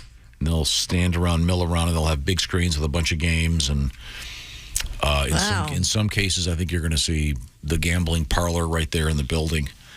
It's all happening. Do they still, I know, they still call it the parlor? That seems kind of dated. Parlor. I know that's a term. Come on down to the gambling parlor. Well, perhaps I'll see you at the gambling parlor. Well, that's just my old-fashioned phrasing, I guess. That's what it's called. I'm the only one here that I would refer to the non-bedroom associated bathroom in your home as the parlor bathroom. I'm doing it from now on. I love it. It's so... Powder room. Parlor bathroom. Have you heard a powder room? With no shower, just a toilet and a sink? Yeah, and it is funny that... Half bath. Yeah, but when you go into someone's house, it's nice if they have a bathroom that isn't... You don't have to go through the... I forget, you can't say master bedroom anymore. What's it called now? Primary. Yeah, you don't want to have to go through the primary bedroom or whatever to get to the toilet. Most homes have that. Yeah, so, what did you call it at your place? Bathroom. Oh, the bathroom. Yeah. We called it the guest bathroom. Guest bath, yeah. But the parlor. In any event, back to gambling. What do you call it? A sports book? Right there in the stadiums. I don't know. It's all changing very quickly. So we were also discussing parents or grandparents using different versions of curse words. To avoid using them. Darn it, consarn it, dagnabbit, friggum, et cetera, et cetera. Many crickets. But here's one that ties right into something from Josh, actually. It says, my grandma, writes Glenna, my grandma wouldn't cuss, but she would say, it. Which, of course, reminds me of that movie. Audiences everywhere are experiencing the most horrifying film of the year. It. The latest adaptation of Stephen King's seminal masterpiece. It. Our favorite adolescent heroes, known as the Losers Club, are back. But they will be squaring off against the demonic clown Pennywise. This time they'll face... Me, Pennywise's girlfriend. Pennywise has a girlfriend? In the tradition of she-wolf, she-creature, and the astounding she-monster, it's She-It. She-It. S-H-E-I-T. Oh, She-It. If you don't know fear, then you don't know She-It. Grown-ups, don't believe them. Mom, I'm telling you the truth. She-It is real. I saw her. Aw, you wouldn't know She-It from Shinola. And those that do believe them won't help. Sheriff, please, can't you do something? Kid, I'm too old for this She-It. Nor do they seem to care. But Principal Russell, dozens of children are missing. Yeah, it happens. So once again, these courageous kids must stand up against a monstrous foe themselves. Okay, here's where she lives. The old brick She-It house. Come on, let's get her. Bill, you think you can kill me? Oh, right. Time to destroy this Say it, Bill. Time to destroy this clown. Sure, destroy her, but how? You'll never defeat me. All right, that's it. Take that. That's it, Beverly. Push her into that exhaust vent. Oh, now the She-It's gonna hit the fan. Oh, gross! There's pieces of She-It everywhere. Oh, I'm got it in my mouth. Good thing we didn't step in it. The classics. She-It. Rated R for nearly bad language and excessive childishness. Uh-oh, I pooped. Can we take that again? Thank you, Josh. Tribute to the movie It, ladies and gentlemen. And once again, we're reviewing Grandma and Grandpa's phrases or things that your mom did real quick. Kendra writes, oh, this is just awful. My dad had to go off to the Army. When he did, his mom sold his car. Oh. I thought it was bad that my mom threw out my Mad magazines. Yeah, that is bad. Well, I'm back from Nam. Hey, where's my my Firebird? All I thought about was that '67 Plymouth. You know, son, I got to be honest, we didn't think you'd come back. But, my God. we didn't just sell your car. We were also letting your room. That's so dark. Whatever this is, it'll help. Hello, Bob and Tom Show. Bob and Tom, it's Kenny Tarmac. Kenny.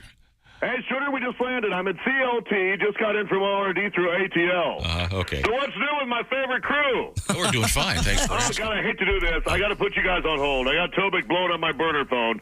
So sorry, but when the head honcho calls, I got to take it. Sure. I mean, the last thing I want to do is start off the day on the doghouse. Am I right? Yeah. Hang tight. Ken Tarmac. Wait, I mean, 7-time McCurdy Award winner Kenneth Tarmac. What's up, Maestro? Yeah, we just landed too. Yeah, CLT. Yeah, usually we have to circle for an hour because the pilot can never find it. No, that's yours to keep. Find that puppy a good home. Hey, Shooter, if you don't take it, I'll give it to Ace from the Bob and Tom Show. Yeah, usually he's got great material, but lately he's running about a quart low.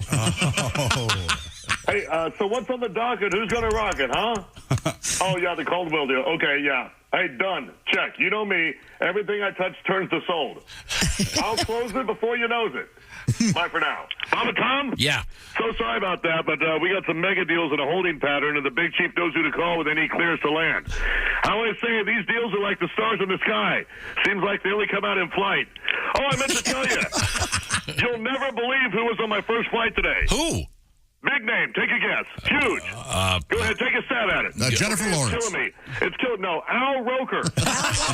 Wow. I know. I got chills, too. I said, hey, guy, if we get delayed because of weather, I'm blaming you. No, he loves it. I said, that's yours to keep, bad boy. I told him, if you don't take it, I'm giving that to Ace for the Bob and Tom Show. I said, normally he's got plenty of material, but lately he's running about a quart. Oh, yeah, sure. Yeah. I got to go from Bravo 4 to Foxtrot 20 and still swap out these Bostonians for my Skechers, and I got to go hands-free for that task. Hey, let's reload for later. I'll call you from Phoenix. We just landed. Thank you very much, Kenny. Yeah. Wow, CLT. All right, fine. Yeah. We have Chick McGee over there. I can see him from here. Kyler Murray, quarterback of the Arizona Cardinals, just signed a brand new contract, like $230 million, $160 million guaranteed. But in that contract, he needs to, there's a unique clause that says he has to satisfy off-field requirements. That includes guidelines around playing season and requires at least 4 hours of independent study each week during said playing system.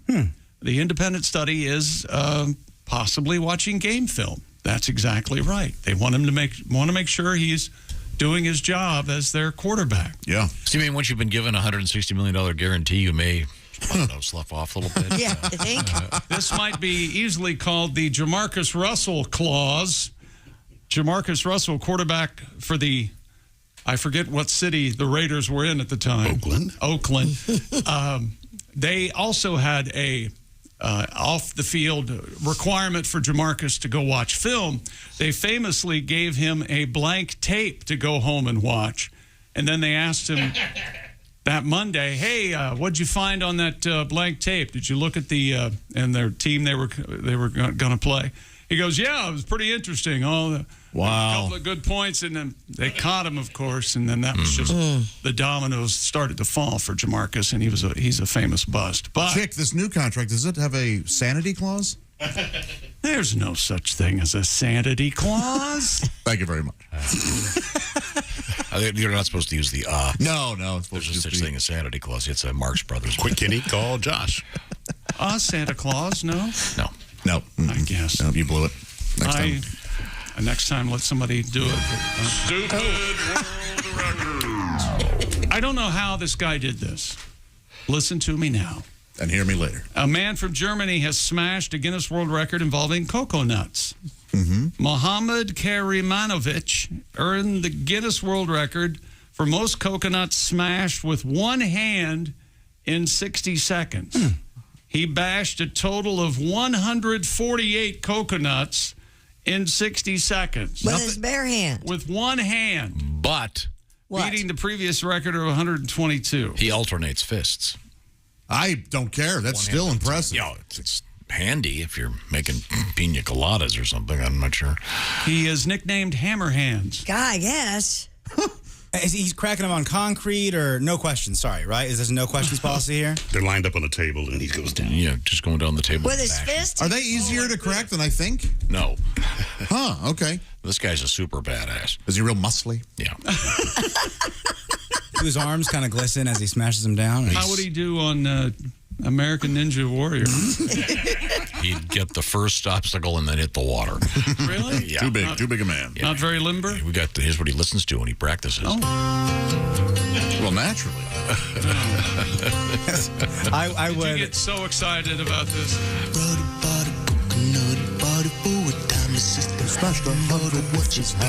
You don't like this, Don? Single greatest con ever played on the American music buying public. Harry or this song? This song. Lime in the coconut. I like this. You would. Do you like it when he goes up high? No. There's nothing I can take a doctor. Okay, Chick's hating it. I'm sorry. We'll stop it right there. Who does that song? Harry Nielsen. There's a really depressing documentary about him, about a man pissing away all of his talent, or drinking it away, and trying to take John Lennon with him. Actually, yeah. The famous tampon. Turns out he didn't need to. He was going to get taken care of anyway. Okay. Another world record. This guy, what's his name? The fabulous Harry Hand or something. Hammer Hands. Hammer Hands. Okay. Harry Hand wouldn't make any sense. Yeah. Hammer Hands. But this guy can't. Harry Hands also has big forearms, though. From excessive masturbation. Okay. Did you ever believe that rumor as a kid? That you would get hairy palms? Yeah. Did anybody fall for that here? Did you? You never checked to look to see if it was happening? I had glasses very early, so I believe that. I did too. I got glasses at like 17. I went, oh no. They've got me. Yeah. And now the proof's hanging on my face. Oh, that's hilarious. Is that only for the boys, though? Yeah. I never heard that as a... Tom. That's because women don't do that kind of thing. Yeah, girls don't masturbate. Jeez. He didn't care for that. No. Not having fun at all. Subtle. Here's one. My mom always said, writes Kendra, good Lord willing or the creek don't rise. Yeah, that's in fact, there's either a book or a song called something like that. That's an old one. That's a good one. Sorry to bother everybody. I just realized how boring that was. Okay, no. I mean, It really was. Yeah, it was. Yeah, my apologies. These are excellent. I mean, just to review some of the classics. Dry up, flake off, and blow away. That's a wild one. I like this. If it's got boobs and an engine, it's going to give you trouble. Thank you. Oh, boy. Thank you, Grandpa. Yeah. Let's see. That one's probably too rough to read. I still like this one. I like this one. I'll bet she wears that skirt out from the inside. Oh, yeah, she does. Round heels. Look at that. Quite a neck. Okay, I'm sorry. Chick McGee, when we come back. One more world record. Okay, and then did anybody see the video of this pastor getting robbed? No. The guy with all the the guy with all the bling. Yeah. Well, there's a special place, huh? Well, Well. this guy's got some issues. I see. Who knows who did what, where, and where the money's going. Mm-hmm. We'll find out about that coming up. Also, then the guy getting his hand lopped off at a 7-Eleven. I'm not sure how that happened. We'll find out more. This is the Bob and Tom Show. Become a Bob and Tom VIP and get your Bob and Tom fix 24/7.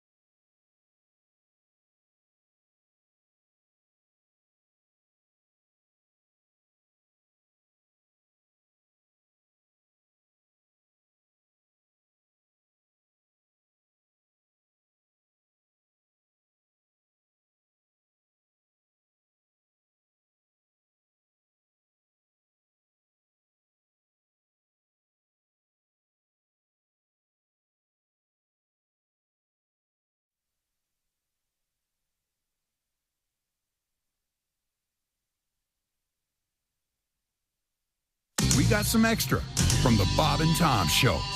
Are you a computer geek? No. I see, I didn't grow up with computers. That's why children have the advantage. They slip out the womb. They're born with a password. Oh, yeah. You know, you look at the ultrasound, you see the sex of the child whose internet provider is going to be.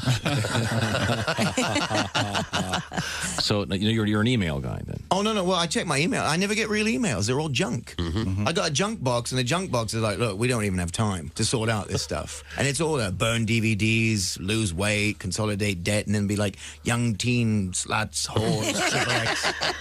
Thousands of it. And then I got a weird one in the middle that says, do you need a birdhouse? And I actually got that. And I'm like, who's the birdhouse guy? And then every day I get this email. Jim, do you want to enlarge your penis? Yep. And how did I get on the small Willy email list? That is the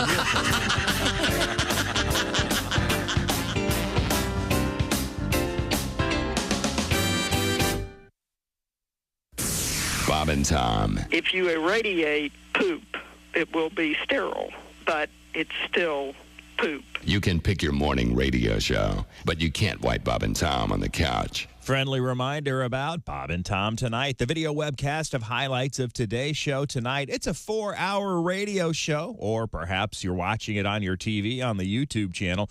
But this is about Bob and Tom Tonight. And again, you can find it on Bob and Tom's YouTube channel, 8 p.m. Eastern, 5 p.m. Pacific. We put together the highlights of today's show, and you can watch them tonight, 8 p.m. on our Facebook page, our YouTube channel. Just check out bobandtom.com for more details. Hi, everybody. Christy Lee with your Bob and Tom Entertainment News Update. Paul Cervino once said for all the time he spent in movies and on TV playing tough guys, he really wanted to be remembered for his real passions, poetry, painting, and opera. The man who starred in Goodfellas and on Law & Order has passed away at the age of 83. Paul Cervino died yesterday of natural causes at the Mayo Clinic in Florida. Brandi Carlile will never get over sharing a stage with Joni Mitchell, who performed Sunday for the first time since 2002. Carlile writes on social media she can't even watch the footage without crying. Joni Mitchell performed at the Newport Folk Festival in Rhode Island, her first performance since she suffered an aneurysm in 2015. She did a 13-song set that included an electric guitar solo. Winona Judd Allison Russell and Marcus Mumford were guest musicians, in addition to Brandi Carlile. And TBS is pulling the plug on Full Frontal with Samantha Bee. The network says the move to end the show after 7 years is part of what it calls, quote, difficult business-based decision, as it sets out on a new strategy to win viewers. And that's your entertainment news. I'm Christy Lee. More of the Bob and Tom Show coming up.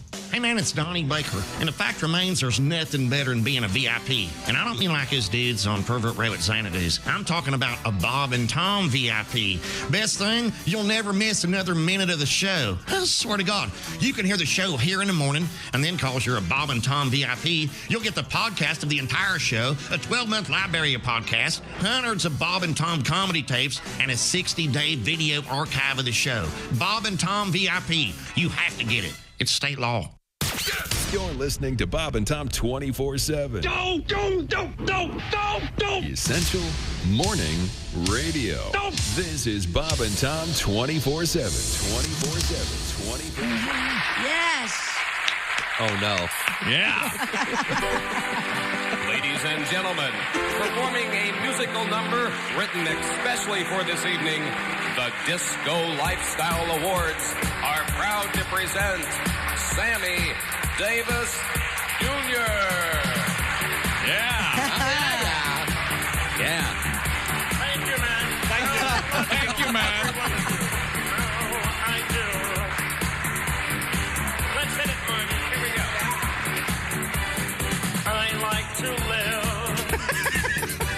the disco lifestyle.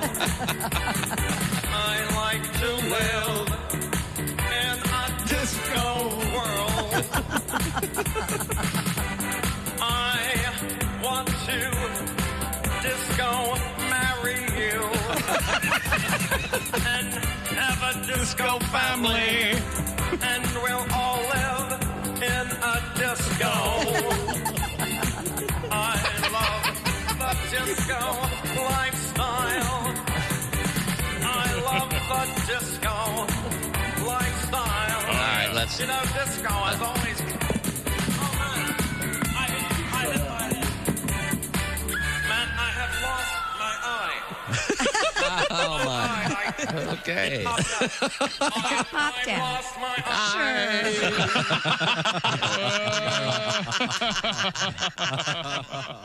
Hey, this is Frank Caliendo, and you're listening to Bob and Tom 24/7. Greg Hahn is our guest. I went out with this one girl. Can I say this? Yeah. Sure. Get a load of this. I'm on a date. I was out with this girl, right? Here's what she says. It's true. She says, oh, I did something she didn't like. She goes, oh, you just lost some points. Whoa, there's points involved. It's a point system that the women have. It's a point system. Men, we don't know what's going on. All we know is it involves points, and all of a sudden, we're down. You know what I mean?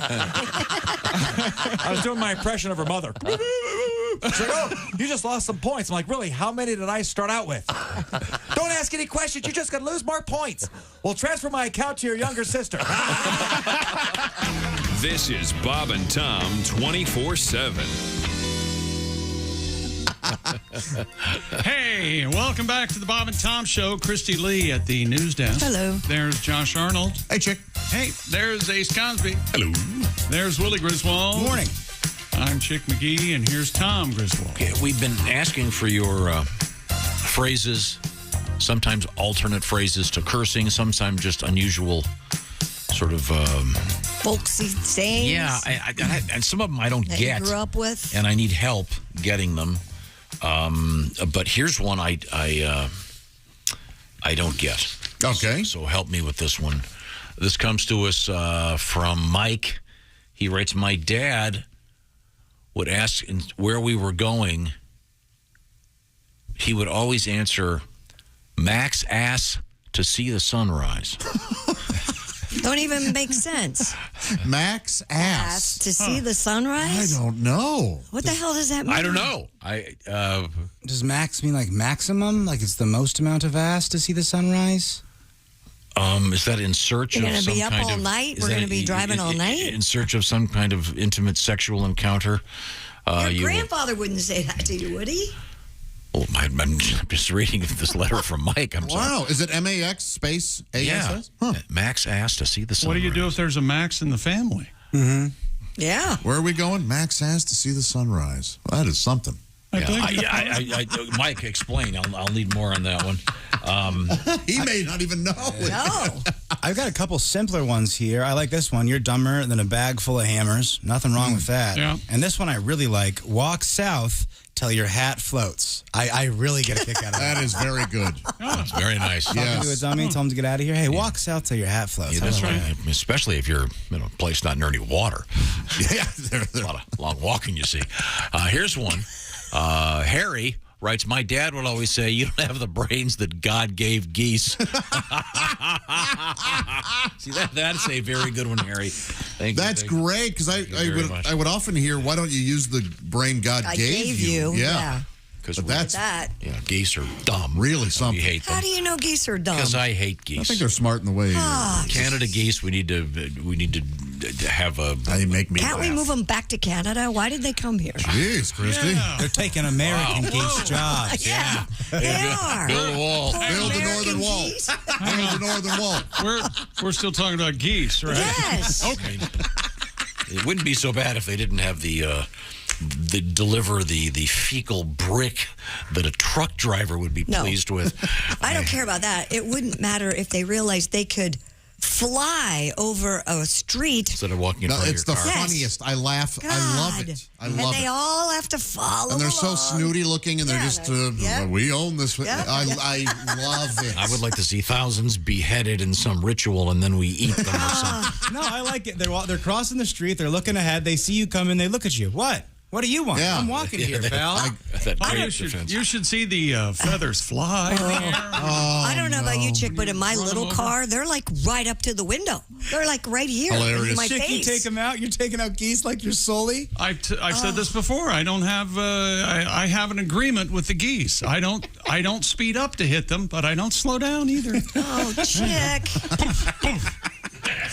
They are funny. That was great. I don't care how late I am getting somewhere. If they're crossing geese, They are. I love it. They have attitude. They do. Really? The crossing the street thing isn't the big problem. The big problem is the massive amount of. Oh, they'll crap it up. Goose crap? Crap it up. I'm sorry. I'll take I don't know what's going on in this building during the break. I had to do something. I was washing my hands, and I walk around the corner of the green room, and you guys are all Singing Bus Stop? Oh, Bus Stop. Oh, I thought they were singing Butt Stuff. I couldn't figure out. Butt stuff, baby, you and I. Please bend over now. No. Stop. Mr. Fister. Mr. Fister. We fell He into his told trap. me, he said, don't go in there. They're talking about butt stuff. Did he really say that? Yes. We were singing Bus Stop. Yes. Oh, from the Hollies? Yes. Boy, you guys need to reverse. Tom goes, I hate that song. It was a spur of the moment thing.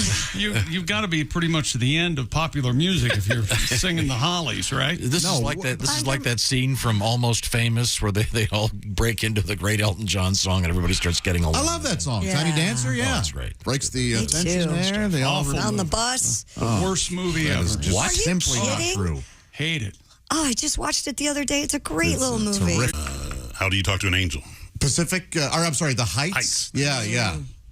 The Beaver Brown Band one. That's a good one. What movie? What's the name of that movie?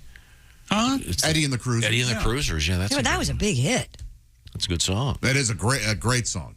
And I love that Tom Hanks song from That Thing You Do. That Thing You Do. That's terrific. That's a great song. That was written by the guy from Fountains of Wayne, I think. Yeah, I think you're right. We'll have to get a list of those things. It's another topic. We're still looking for things Grandpa said. Wow. My grandpa would refer to my younger cousin as having too much energy. He's running around like a fart in a windstorm. My grandfather used to say, get me another Budweiser. That was about it. Would you? Yeah, of course. I was a good kid. Grandpa sounds cool. Now, see, this one's going to be misinterpreted, but I'm going to read it, and then I'll correct everybody. Brian writes, when I was 8, I was in an apple tree shaking it to shake down the apples. My dad said, don't fall on your puss. Oh, face. Face. Yeah. My grandfather used to say that. Yeah. Yeah, okay. Yep. Right on the puss. Yeah, so don't take that the wrong way, please. No. My grandma referred to a man urinating as shaking the dew off your lily. I've heard that, yeah. Have you? Absolutely. Huh. Shaking the dew off your lily? My willy lily. Okay. My grandpa would always say, that Gene writes, my grandpa would always say, horse cookies. But my favorite is he'd say, she fell from a high, ugly tree and hit every branch twice. Love it. Okay, that's perfect. Oh, God. Oh, that's The ugly tree. I'm sorry. We were in the middle of a sportscast. I apologize for getting off track. Well, coming up, we're going to have yet another world record. Really? Involving, yes, our favorite world record David holder. Rush? David Rush. Oh, boy. Whoop-dee. What's he up to? Do. Hasn't school started? Shouldn't he be teaching? Coming up. Should he be driving to school, the kids to school or something? Well, I think this record is totally appropriate because I know what you're talking about. And with the state fair season just around the corner, check local listings, county fairs and state fairs, this record would really be handy if you were going to the Midway. Okay. Think about that. It's not knocking over the milk bottles, but we'll find out. All right. Don't give it away. I'm going to give it away. Jesus. Also coming up, we have hippies in the news. Oh, no. Dirty hippies. Okay. We have Choco Taco. A big fan. Well, you better stock up. As Chick often says, for those of you from the Choco Taco, please take a step. Not so fast. What? We'll find out about the end of the Choco Taco. This is the Bob and Tom Show. This is the Bob and Tom Show. Chime in with an email. Send to bobandtom@bobandtom.com. More of the Bob and Tom Show next.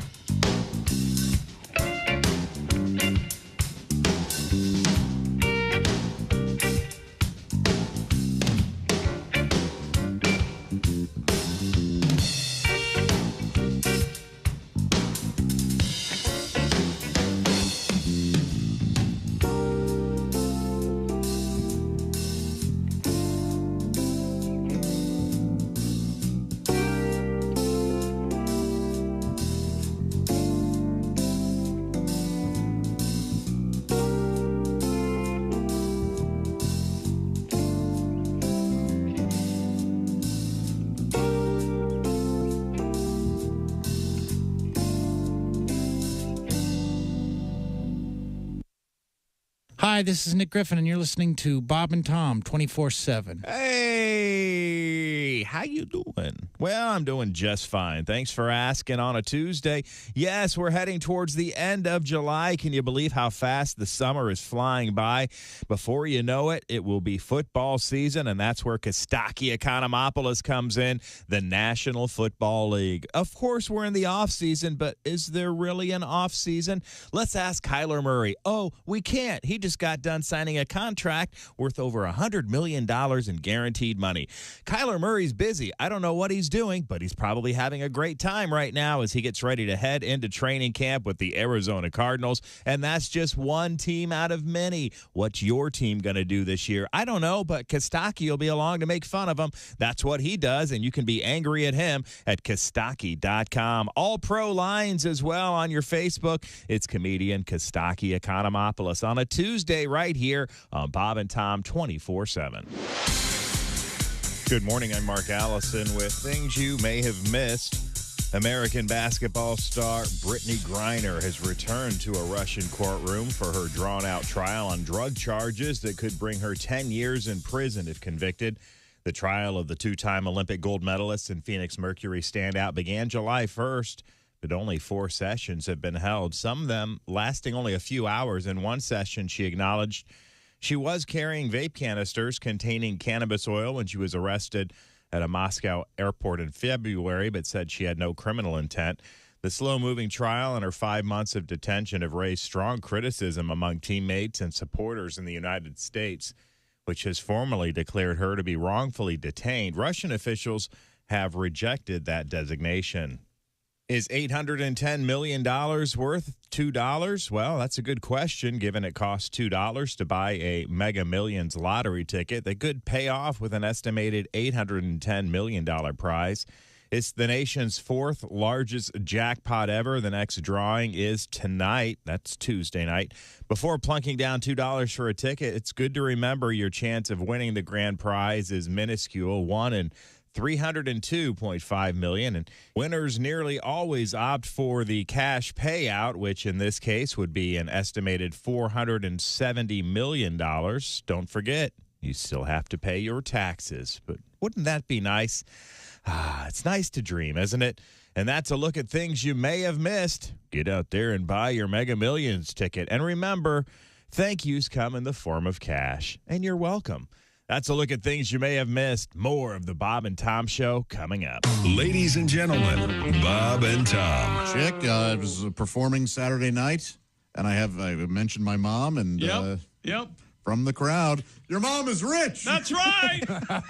And how did you reply? Oh, no, actually, she's just married to a man named Rich. She's not actually. There was stunned silence. People got up to go get beers. Hey, so she gave up your dad to get rich.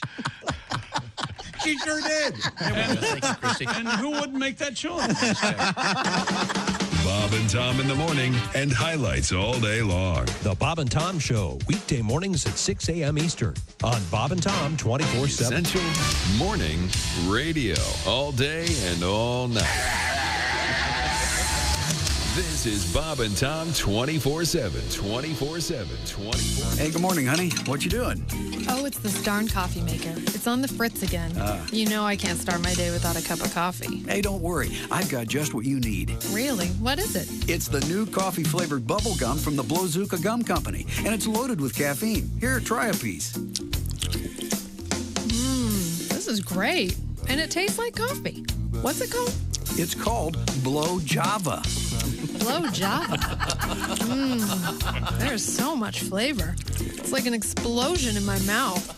You bet. There's nothing like a Blow Java first thing in the morning. It's the coffee-flavored gum. Blow Java. Blow Java.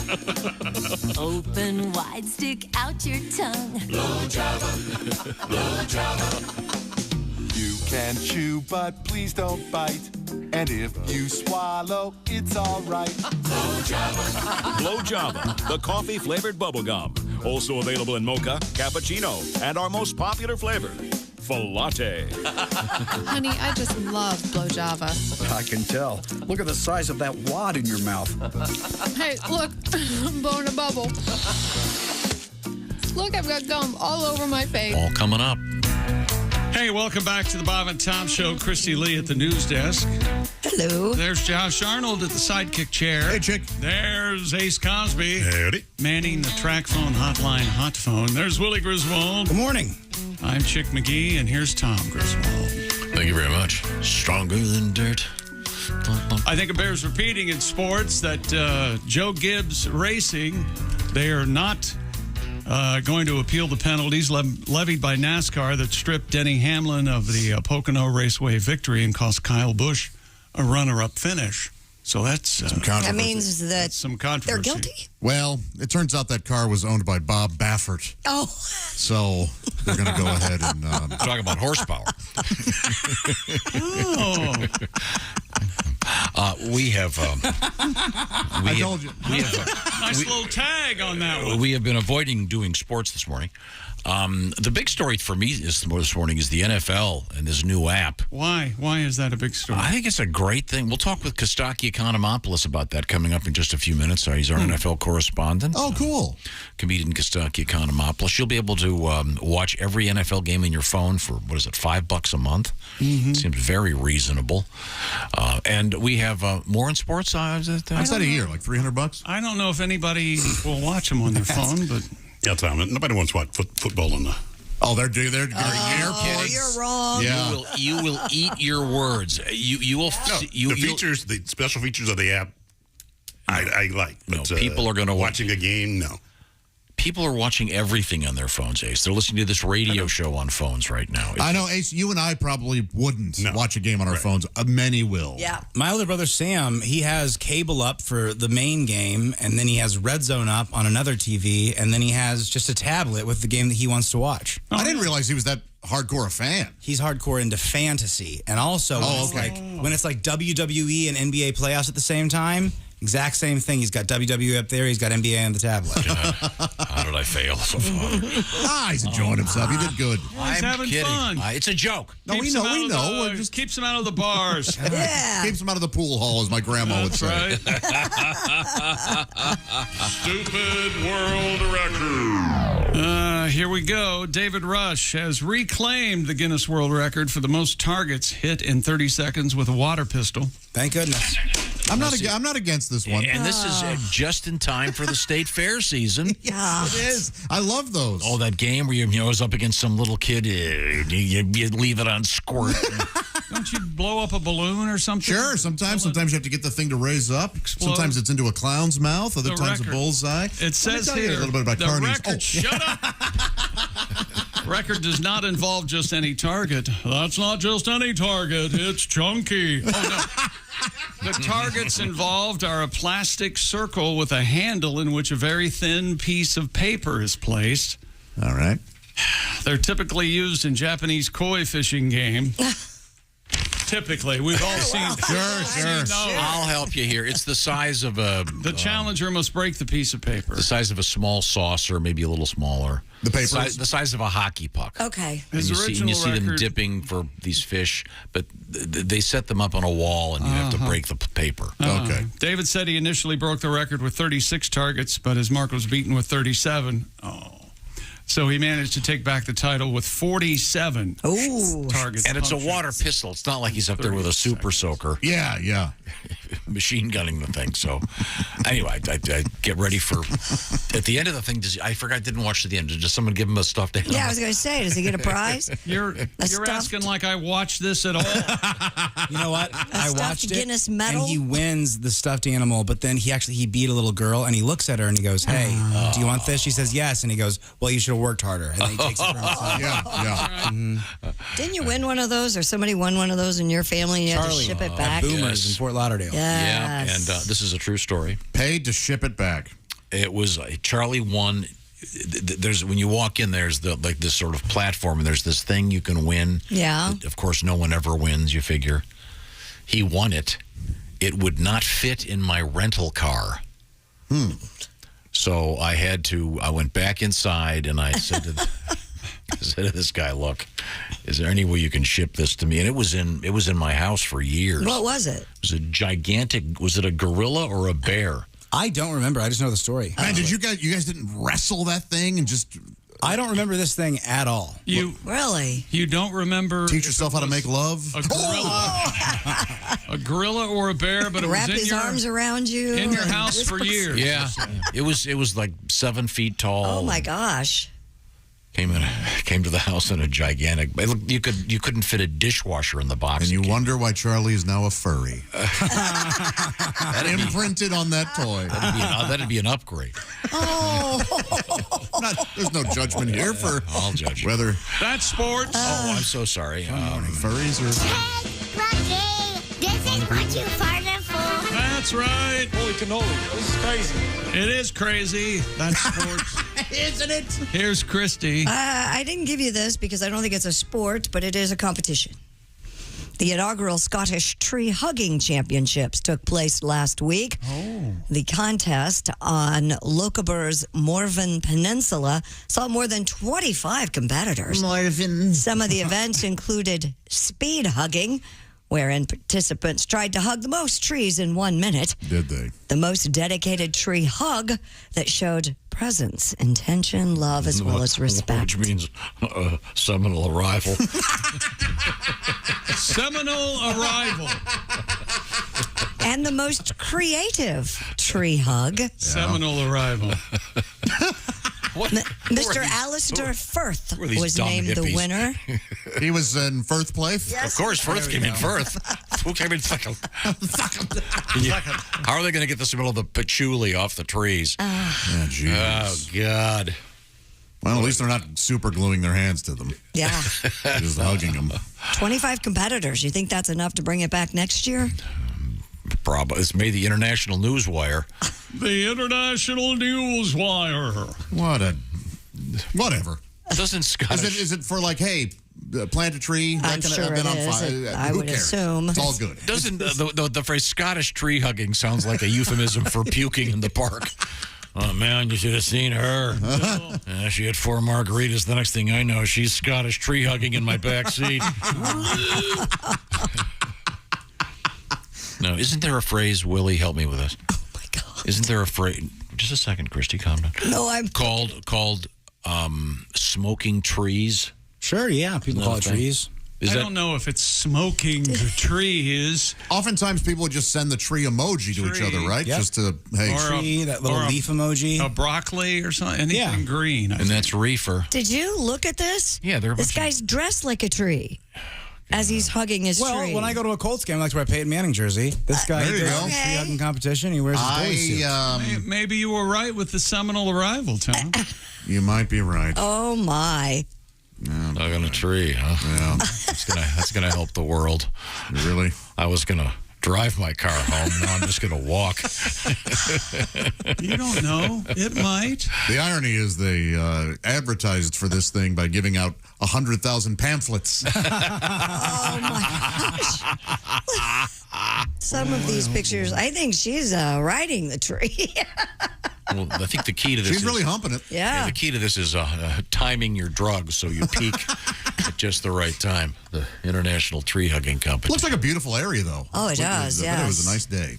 So is this who gets to hug it the longest? There were all kinds. It was speed hugging, the most dedicated tree hug, the most creative tree hug. A dedicated One hug. person's upside down. Oh, the old the longest time any one of these people hasn't had a job. I'm guessing it's measured in decades. Not hurting anybody? Just a bunch of weirdos having fun. Yeah.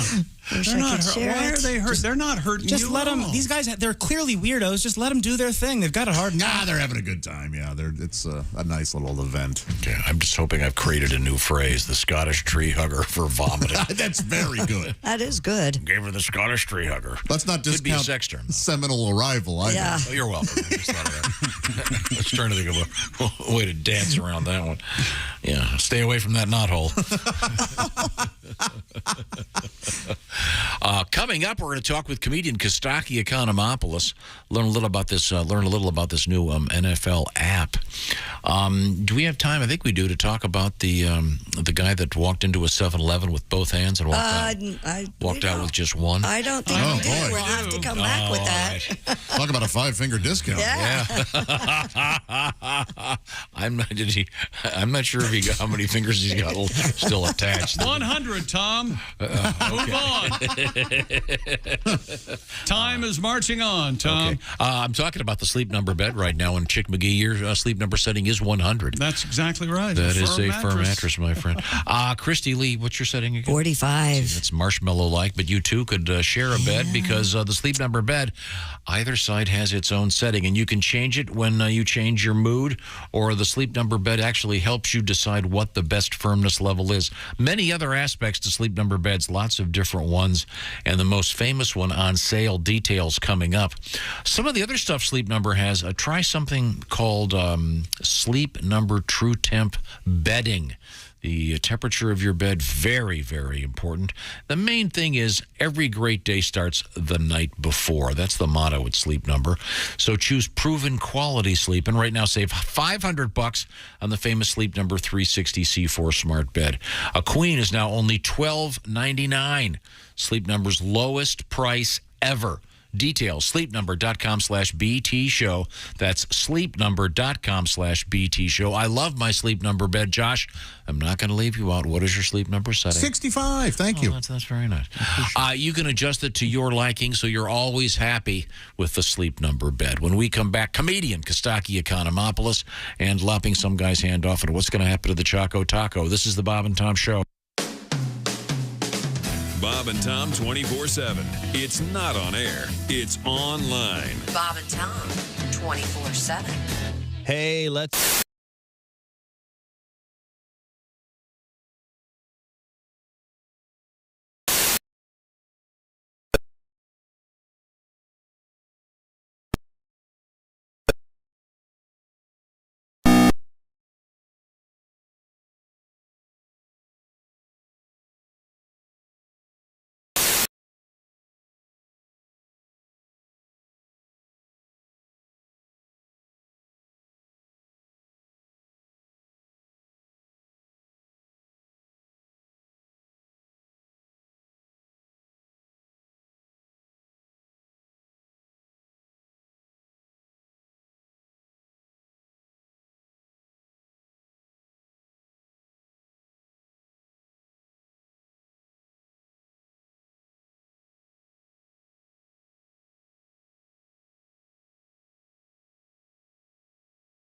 At bobandtomstore.com. Hope you're having a great Tuesday. Thanks for spending it with us right here on Bob and Tom 24/7. Kostaki Economopoulos up next.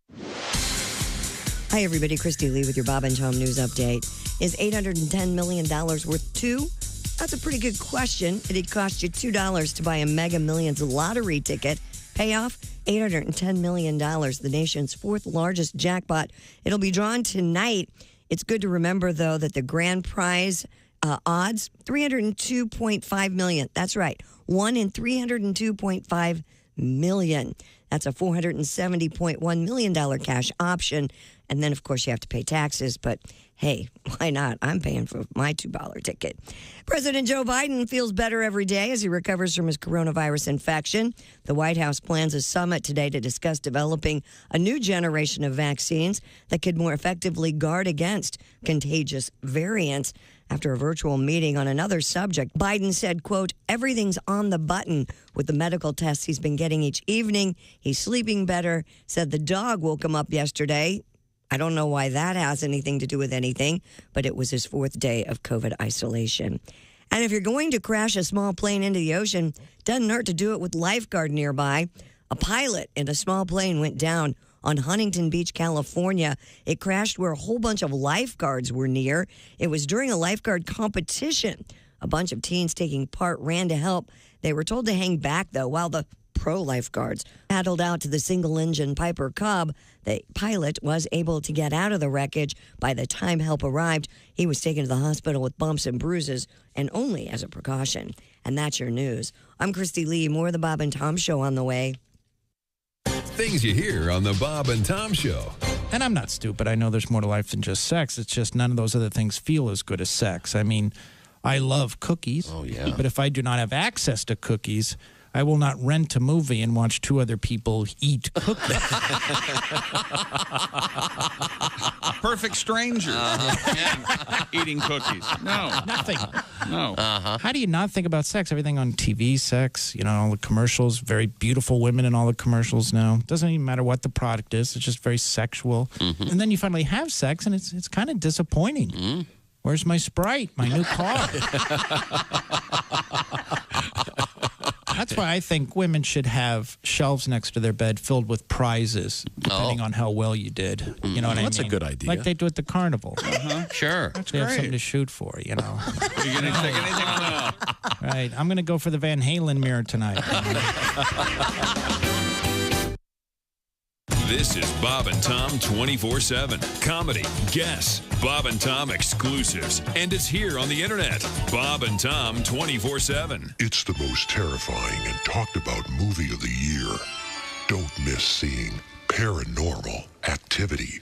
This sparse, independent film is getting great reviews and will all... Hey. scare you in the spirit of Blair Witch Project. Hey. What? Excuse me, scary voice guy. Who the hell are you? Hi, I'm Bob Gavoyan. Paranormal Activity? Really? A single camera shot from a bedroom? You all need to hop off the Paranormal Activity bandwagon and get your ass in line now to see my new movie, Para-Knocker Activity. Want me to keep jumping, Mr. Kavoyan? Yes. But I'm getting all sweaty. Oh, that's okay. That's why we're doing the soapy shower scene in Act 2. Oh, okay. I can't wait. There. So, what do you think? It's okay, I guess. It's not real scary. Jeez, what a homo. Does she at least get murdered? No, none of that. Para-Knocker Activity is an uplifting movie. It even has a happy ending. Watch. She's going to need another shower. Good idea. Everybody back in the bathroom. Set those puppies up and roll film. Hi, fellas. This is Floyd Tucker, the over-the-road trucker.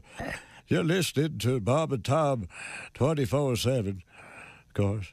Bob and Tom 24/7. Hello. Welcome back to the Bob and Tom Show.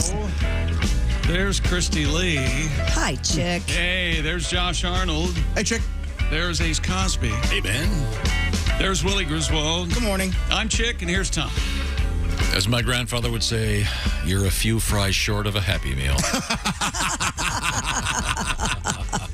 We're going to hook up with our NFL correspondent, Kostaki Economopoulos. And, there he is. I can see him on the big screen. Hi, Kostaki. How are you? Hey, guys. Good morning. Hey, Kostaki. Oh, great seeing you. Reporting from Good Los seeing Angeles, California, are we? Yes. From the bachelor pad? Yeah, that's right. That's right. I'm single, ladies. Come get me. Yeah. Yeah, I noticed that in the background you have a plaster wall. We have no I have pictures. nothing. My interior designer has been away. She's back now. 13-year-old girl is going to help me get things organized. All right. I should point out for those of you listening, that's his daughter he's referring to. This isn't some kind of weird. Oh, that's a good point. Yeah. Some kind of Jeffrey Epstein. Thank you. Thank you for clarifying. Yeah, that makes it better. Just to clarify. They call him the helper. Kostaki, I was thinking how cool it was that the NFL has set up this new app for, what is it, $5 a month? You can watch every game on your phone. Then I got into an argument with Ace. He goes, no one's going to watch their game on a phone. Sure they are. You're going to have people at a stadium watching one game with another one on the phone. Airports, bars, weddings. Yeah, you got to watch the game on the phone sometimes. Yes. Yeah, I think as someone said earlier, pastors aren't going to be real happy. Well, already guys wear their jersey, girls too, to mass on Sunday before they head out to the games. They actually changed mass time so that you can make the games. I'm not making this up. Father, can you Really? please Yeah, put in the some holy fall. water on my Bridgewater jersey? We really need this today. Man. Yep. Well, now, Kostaki, are you placing any bets yet? Willie's already got a couple out there. Oh, you know what? I haven't bet. What'd you bet on, Willie? I haven't done anything yet. Just future stuff, Colts Super Bowl. I do like a $50 bet this time of year, every year on the Colts to win the Super Bowl. It pays off like $3,000 or whatever. It's probably not going to happen, but it's a little bit of fun. I might cash it out if they have a good playoff run. We'll see.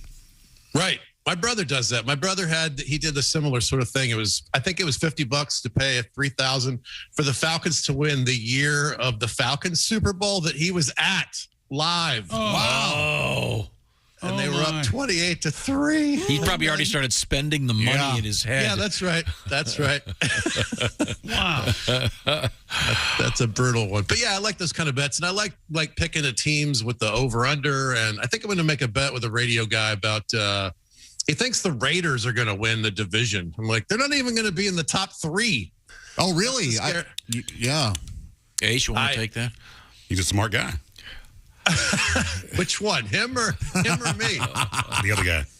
Yeah. Okay. All right. Well, maybe I'll make a bet with you, Ace. Ace is a big Raider fan. Even Chick has suggested the Raiders are going to have a nice run. I think they're going to have a great season.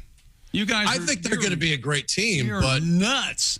Oh, who's the other 3 teams in that division are unbelievable. Broncos, so what? Russell Wilson's going to flame out. Chiefs are done. They're awful. What? The Kansas City Chiefs are done. Chargers are Justin Herbert's just going to be a diva this season. He had such a promising lead last year. This is why they allow you to bet, so you can put your money where your mouth is. Talk yourself into anything. What? There you go. I believe that was the Chiefs are done. Is where we got the what. Chiefs are done. So I think it's probably time for you to maybe do a couple of these long range bets, Kostaki. I agree. I will. I've sometimes made the Falcons bet the preseason, but this is not the year. although I bet it pays really big. I haven't even looked. It's probably is there a place nice payout? Can you bet that they come in 5th or something? I mean, can you? Does it have to be first? Is there like a win place? Yeah, can you? Can you just say, hey, I think my team is going to be 5th place? That's a hard, you know what I mean? To nail the exact. Oh, I don't know. Yeah. 5th. Very specific. It's probably all out there somewhere. Now, Kostaki, you can bet on over-under for one games. Sure. Right. Like 7 or 8 or. Okay. Yeah. I like that because then you can kind of root for or against a team. I actually had years ago, my father-in-law, he was a big Bears fan, and he was this stoic, distant 50s style dad, and we had nothing to talk about. And then we decided we were going to bet $10 a game, Bears to win or lose. He always had the Bears to win. I always had them to lose. And we would settle up at the end of the year, and we just had something to talk about the whole year. It was great. It was a great way to connect with the guy. So, Cool. I don't know. I like that kind of stuff. That is kind of risky, you don't have to worry about that this year, do you? Yeah, that too. Editor's note, Kostaki announced that he is, in fact, getting divorced. Mm-hmm. How's that going, by the way? It's working out. Okay. Yeah. You can see I'm by myself. Yeah, and we can't see the half of your stuff that's missing because there's nothing there at all. That's the thing. I had to buy a microwave and a plunger and a printer and a garbage can. Like, it's funny that you register when you get married. It's 2 grown-ups who are combining their stuff. You don't need stuff. You need to register when you're getting a divorce. That is excellent. Wow. The divorce register. Yeah. Tom's always said that. Didn't you say there should be somebody at like a Bed Bath & Beyond that just, here's the divorce guy Just walk section. in. Divorce guy. Yeah. Follow me, sir. Here's your towels. Here's a plate for one. Well, I feel bad you had to buy a printer. That's probably, 4 months rent? Or did you get the one without the ink? Printers are really inexpensive, but the ink. Printers have embraced the crack dealer model of the first one's free. Pretty much the construct with printers now. They just are selling you Kostaki, to put you on the spot, we've been asking people to tell us phrases from maybe their grandparents that they would use, or alternatives to cursing, that sort of thing. We've got some really good ones. Here's one from Jean writes, my grandfather would say, she fell from a high, ugly tree and hit every branch twice. That sort of thing. Do you have anything like that from your past with your Greek heritage? My dad would cuss sometimes in Greek or make he later when he was gone, I was talking with the family. There were a couple of words that he made up that I thought were Greek words, which I thought was an interesting approach. I'm trying to think. He always said, he was a professor, so he always said stuff like, everything in moderation. That was one of his big expressions. And I would always come back with, yes, but moderation too, right? Sometimes you got to go nuts, like he didn't really care for that as a response. I see. Now, so we're going to move forward here with, we'll be talking to you throughout the NFL season. Oh, I'm excited. Can we do football jokes? I'm so excited. Yeah. We're back to football jokes. Here's a question. Will Jets quarterback Zach Wilson make a big leap? Apparently he did, onto his mom's best friend. Did you hear this? Oh, did you see that story? Yeah. Woo. Wilson's ex said he slept with his mother's best friend. Apparently Wilson can't beat the Jaguars, but he can slay some Cougars. Am I right, everybody? Oh. Yeah. Oh. The Jets also recently unveiled their stealth black helmets. Stealth, yeah, because when you play with the Jets, it's better to go unseen. That's a good construct. I read the Lions might be the biggest divisional threat to the Packers. The Lions, that's the best thing Aaron Rodgers has heard since his family said he's not invited to Thanksgiving. Tom Brady said he's playing himself in a movie is challenging. That's nothing. I've been playing Tom Brady on Tinder. That is a very hard sell. Sorry, it's not a recent picture, and try to get to a Gronk story quick or something. The NFL says Deshaun Watson deserves a significant suspension. Watson's just hoping for a happy ending. Here. Watson's lawyer is literally named Rusty Harden, which sounds like a Michael Vick alias or something.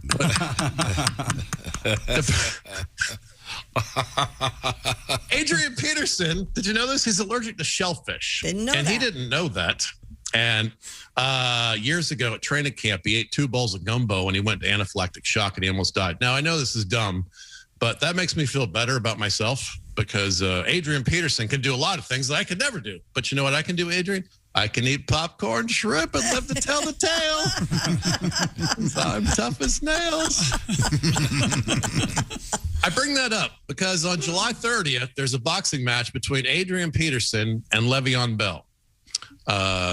And AP's allergic to shellfish. Can Bell put some dried shrimp powder in his gloves or something? Is there a rule about that? If this were a Three Stooges movie, yes. Yes, they could. Why are they doing that? That's the latest thing in celebrity past athlete celebrity boxing. Yeah, it's the whole Jake Paul, Nate Robinson thing. Frank Gore had Frank a Gore's fighting match. now too. Yeah. Wow. Yeah, a lot of it kind of makes sense. You want to see some of your heroes fight. No. It's kind of an interesting construct. I don't know. They tell Peterson he can't use a stick. Leave the switch out of the ring there, Adrian. Yeah, that's right. That was the word. Le'Veon Bell has an allergy too. He's allergic to good decision making. Made some very bad. Did you want to say why you asked Adrian Peterson about the switch, Tom? You really didn't get a chance to explain that one. I heard you start to go for it. Well, he famously, I believe in a court of law, defended child beating. Child beating. Doesn't Rusty Hard-On sound like an old porn star? It does. It's Rusty Harden. You really hit it, yeah. Not Rusty Hard-On.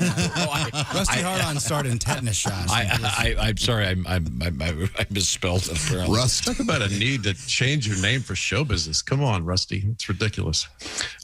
Drew Brees, listen to this. He became co-owner of a pro pickleball team. Yeah, I saw that. Yep. This is sad on so many levels. First of all, I can't believe people are watching pickleball. Well, don't get ahead of yourself. Well, it's bound to happen. Everyone's playing it. They're going to start watching it. Just like soccer. There's a pitch for you. It's just like soccer. Just like soccer. Everybody's playing it. Why aren't they? Oh. Yeah. And co-owner Drew Brees can't afford a whole pickleball team. What's happening? The team name is Mad Drops. You think they're mad? I read a whole article about buying a pickleball team. I'll never get that time back. Jim Irsay bought Muhammad Ali's belt. Yeah. $6.18 million championship belt from the Rumble in the Jungle with George Foreman.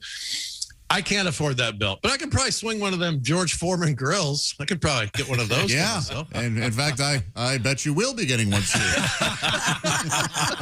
In fact, I just made a notation to ship you one. It's a good thing Irsay's divorced. When you buy a belt for $6 million, I bet that puts you in a tough spot with a wife, right? Like, there's a Dolce & Gabbana belt I want. It's kind of pricey, honey. Death stare.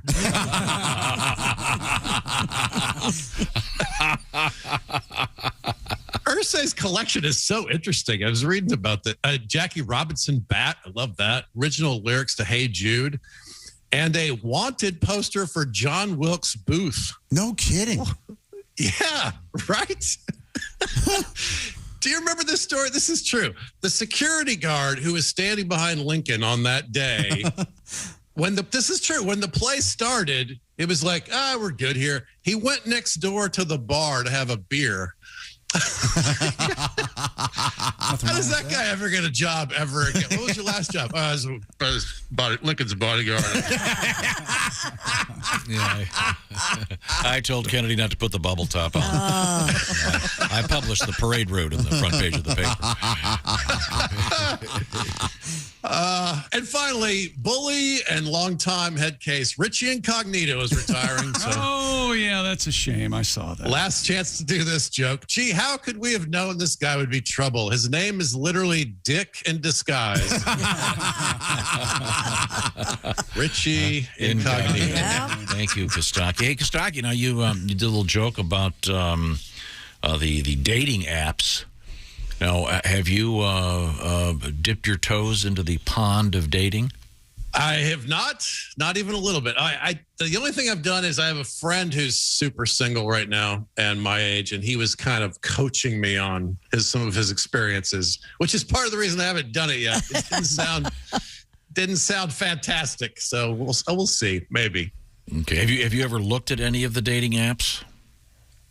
It's funny, like right before 10 years ago, right before I met my wife, I had joined Match.com.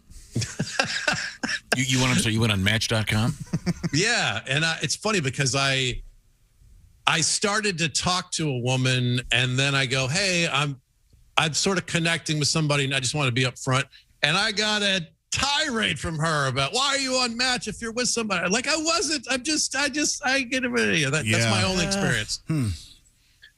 I like the idea of them, that you could sort of go in and go, no smoking, no this, no that. You could sort of carve humanity down to like 3 people and then go meet them. I like the idea of it.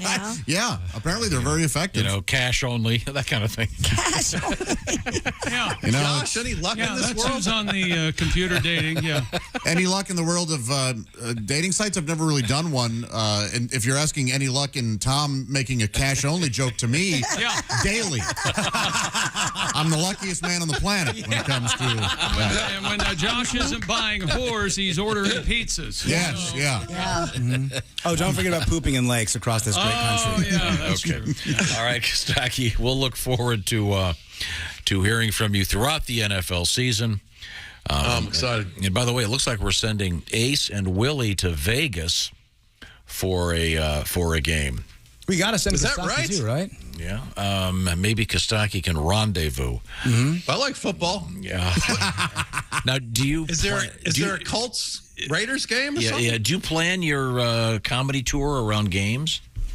Are you trying to land in a certain place for a certain game? I haven't done that, but I am committed to going to Super Bowl media stuff and the NFL draft I went to last year in Vegas, and I loved it so much that my brother and I have already got rooms in Kansas City to go again this year. Okay, good news. Well, thanks, Kostaki. We'll look forward to talking to you again soon. Thanks, guys. Right now, I want to talk about the summer. One of the best things about the summer, of course, is the food. Summertime. And HelloFresh has got a great idea. Why don't we help you out with some great food by creating the Taste of Summer set of recipes? They're not just recipes. You don't have to get the book and then go to the store and look for all this stuff. You have no idea where to find it. They do the shopping for you. They do the measuring for you. You put it together. And we're talking about great, great stuff for the summer. In fact, 55 weekly options. And you can can shift things around if you want a different protein for this or that. They've got everything. They've got low cal, they've got low carb, they've got comfort food, and they've also got pictures so you know how to do it. Good point.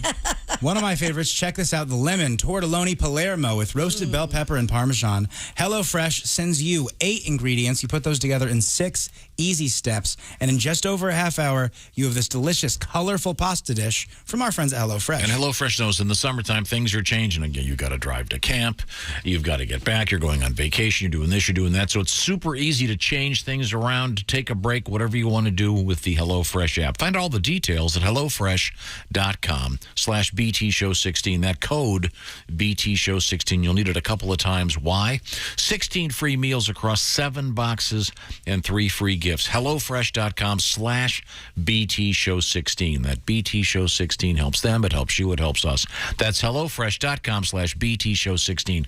Coming up, guy walks into a 7-Eleven. Hilarious. Walks out without one of his hands. What's going on there? Also, those might not be Lucky Charm marshmallows. Uh-oh. We'll find out what they are when we come back. This is the Bob and Tom Show. For a complete copy of the Bob and Tom Show contest rules, go to bobandtom.com/contest-rules. Or just scroll down to the bottom of the page and see contest rules. This is the Bob and Tom Show.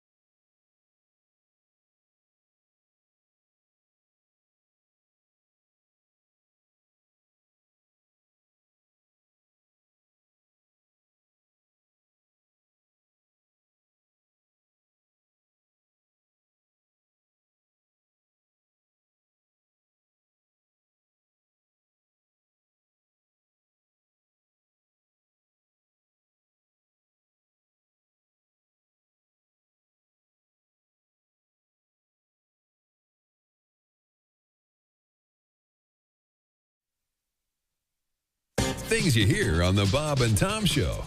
So, Nick, let's start with the basics. Are you a married guy? No, I just got divorced. Sorry to hear about that. It's okay. Lots of people get divorced. Einstein got divorced. He did? Yeah, did you know that? Albert Einstein, arguably the most intelligent man who ever lived, got divorced. They should tell you that before you get married. It shouldn't be, do you love her? Do you want to spend the rest of your life with her? It should be, do you think you're smarter than Einstein? Oh, so you're dating then? I guess. You know what I don't want to do? I don't want to say I love you anymore. I hate that first I love you. That's the worst. First time you ever tell a woman you love her. If they like you, they want to hear it. And when they hear it that first time, something comes over them. You know, their eyes get all wide and get that diabolical grin on their face. You can almost feel them saying, excellent.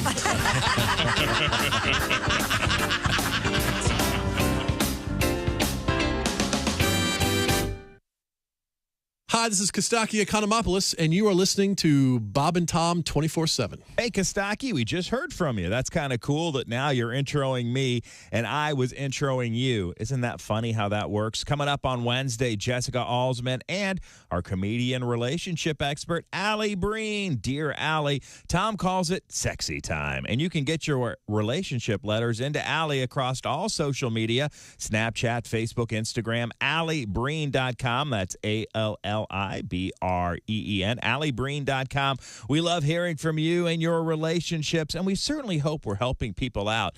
But wow, you guys are great with your letters out there. I'm glad I'm not out in the dating world currently. I've been married 25 years. Thank you, and you're welcome. All right, Dear Allie, that's coming up on Wednesday. Hope you're still enjoying your Tuesday. We're not done with you knuckleheads yet. We still have half a show to get through, and we'll do that right after this with you right here on Bob and Tom 24/7. I'm Chick McGee with your Bob and Tom Sports Update. The NFL is making its move into offering its own media streaming platform. The league announced that NFL Plus launched yesterday. Owners were briefed about it during the league meetings in May, while Brian Rulap, the NFL's chief media and business officer, confirmed in a column for Sports Illustrated last week that it would be starting this season. Commissioner Roger Goodell said in a phone interview with the AP The direct-to-consumer offering gives the league the ability to understand what fans and non-fans are seeking in terms of content and customize it for them. Auto racing news, Joe Gibbs Racing has declined to appeal the penalties levied by NASCAR that stripped Denny Hamlin of the Pocono win and cost Kyle Busch his runner-up finish. And two-time IndyCar champ Joseph Newgarden has been released from a Des Moines hospital and returned to Tennessee, where he will wait for an evaluation to determine if he can race this weekend at the Indianapolis Motor Speedway. Major League Baseball yesterday, interleague action. Tigers beat the Padres 12-4. American League winners, Boston, Baltimore, Kansas City, Oakland, and Seattle. And the National League winners, Cincinnati, Philly, the Cubs, Colorado, Arizona, and Washington. I'm Chick McGee, and that's your Bob and Tom Sports Update. Hey, Shooter, it's Kenny Tarmac. Hey, we just landed. I'm an ORD, just got in from TPA through ATL. And hey, guess what else just landed? The Bob and Tom app. I know. Now, thanks to the Bob and Tom app, even if I have to go all the way from Foxtrot 20 down to Alpha 4, I can still listen live, see their videos, find an affiliate station, use the alarm, and even send a message. This is Kenny Tarmac signing off and reminding you, everything I touch turns to sold. Bob and Tom, 24/7. Comedy via your computer. Bob and Tom 24/7. This is Bob and Tom, 24/7. From the exclusive Bob and Tom Salon comes a brand new fragrance. Oblivious. Hello, sir. Can I help you? Hello, yes. I seem to have lost my room key and I need another. Name? It's McCartney. McCarthy? No, it's McCartney. Oblivious. That's one of those tricky Irish names that gives my computer fits. So is it MC with one big C, or one of those with a cute little C and a big C, or just two big C's? It's a little C and then a big C. Okay, then. And your first name? Well, it's Paul McCartney. Okay, Mr. McCartney. And are you here with a group? Not anymore. Oblivious. This is the scent for the unaware. You know, one of the most meaningful things that's happened to me since I've been the president. Oops. Oblivious. This is the scent for the intellectually absent. Good morning, sports fans. Good morning, Chick. What do you have for us today? Well, I've got nothing.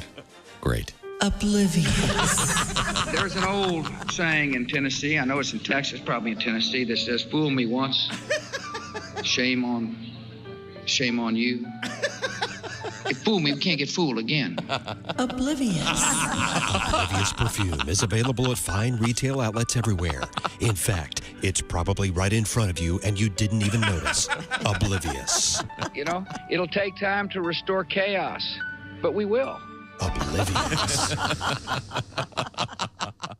Hi, this is Bobcat Goldthwait, and you're listening to Bob and Tom 24/7. You don't say we didn't warn you.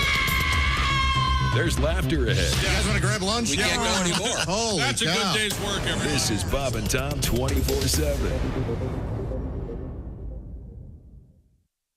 And the piano. Welcome back to the Bob and Tom Show. Christy Lee at the news desk. Present. Josh Arnold. Hey, Chick. Who just won't be quiet when the commercials are playing. I didn't say much. My God. You tapping and dancing, and what is wrong with you? It's Tuesday, baby. There's Ace Cosby. Hello. Manning the track phone hotline, hot phone. There's Willie Griswold. Willie on the airbase. Stop it! Worst song of all time, according to him. I'm worst son of all time. No, song, not son. Oh, I thought you said worst son. Oh, God, no. Talking about which I hate that song. I'm Chick McGee, and here's Tom. Who does that song? Hating on Todd Rundgren. Oh. The rare misstep. Now, we have a number of phrases from grandpas that have been sent to us. I'll tell you what, I like this one. Referencing a hot woman. Yes. Grandpa would say, she can do more tricks than a monkey on 40 feet of rope. That is some good stuff. Good Lord. I mentioned earlier that uncles seem to have some of the, shall we say, roughest? Yeah. Well, Michael's uncle, no exception here. He said he never understood as a child when his uncle would say that make sure that your girlfriends are bald, loose, and toothless. Bald, wow, loose. All right. Yeah. That's what old Uncle Jim looks for in a woman. Grandpa said, if brains were gas, y'all wouldn't have enough power. Oh, there you go. Well, this is complicated. If brains were gas, y'all wouldn't have enough to power a pissant's motor school around. Can't get it. I'm going to get it if it's the last thing I do. If brains were gas, y'all wouldn't have enough to power a pissant's motor scooter around a BB.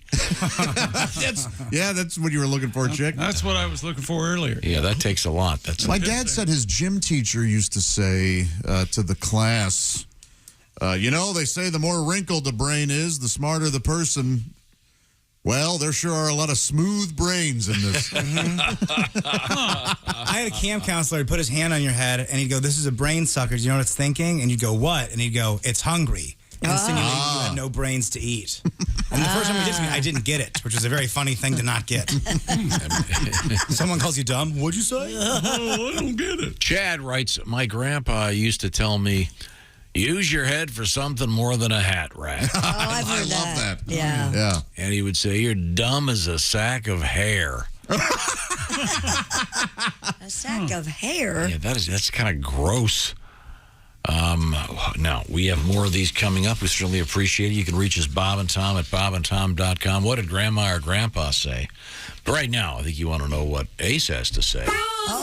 Sexy man with a deep voice. Ace Cosby, here he is with his joke of the day. I remember back in the day, I had this problem. I would vomit every time I opened my eyes. So I had to go to the doctor. My gosh. Doctor looked me over and he said, this is the worst case of seasickness I've ever seen. Seasickness.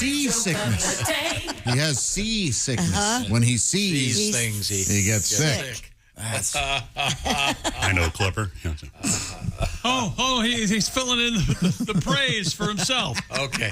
Christy Lee's at the news desk. Save us all.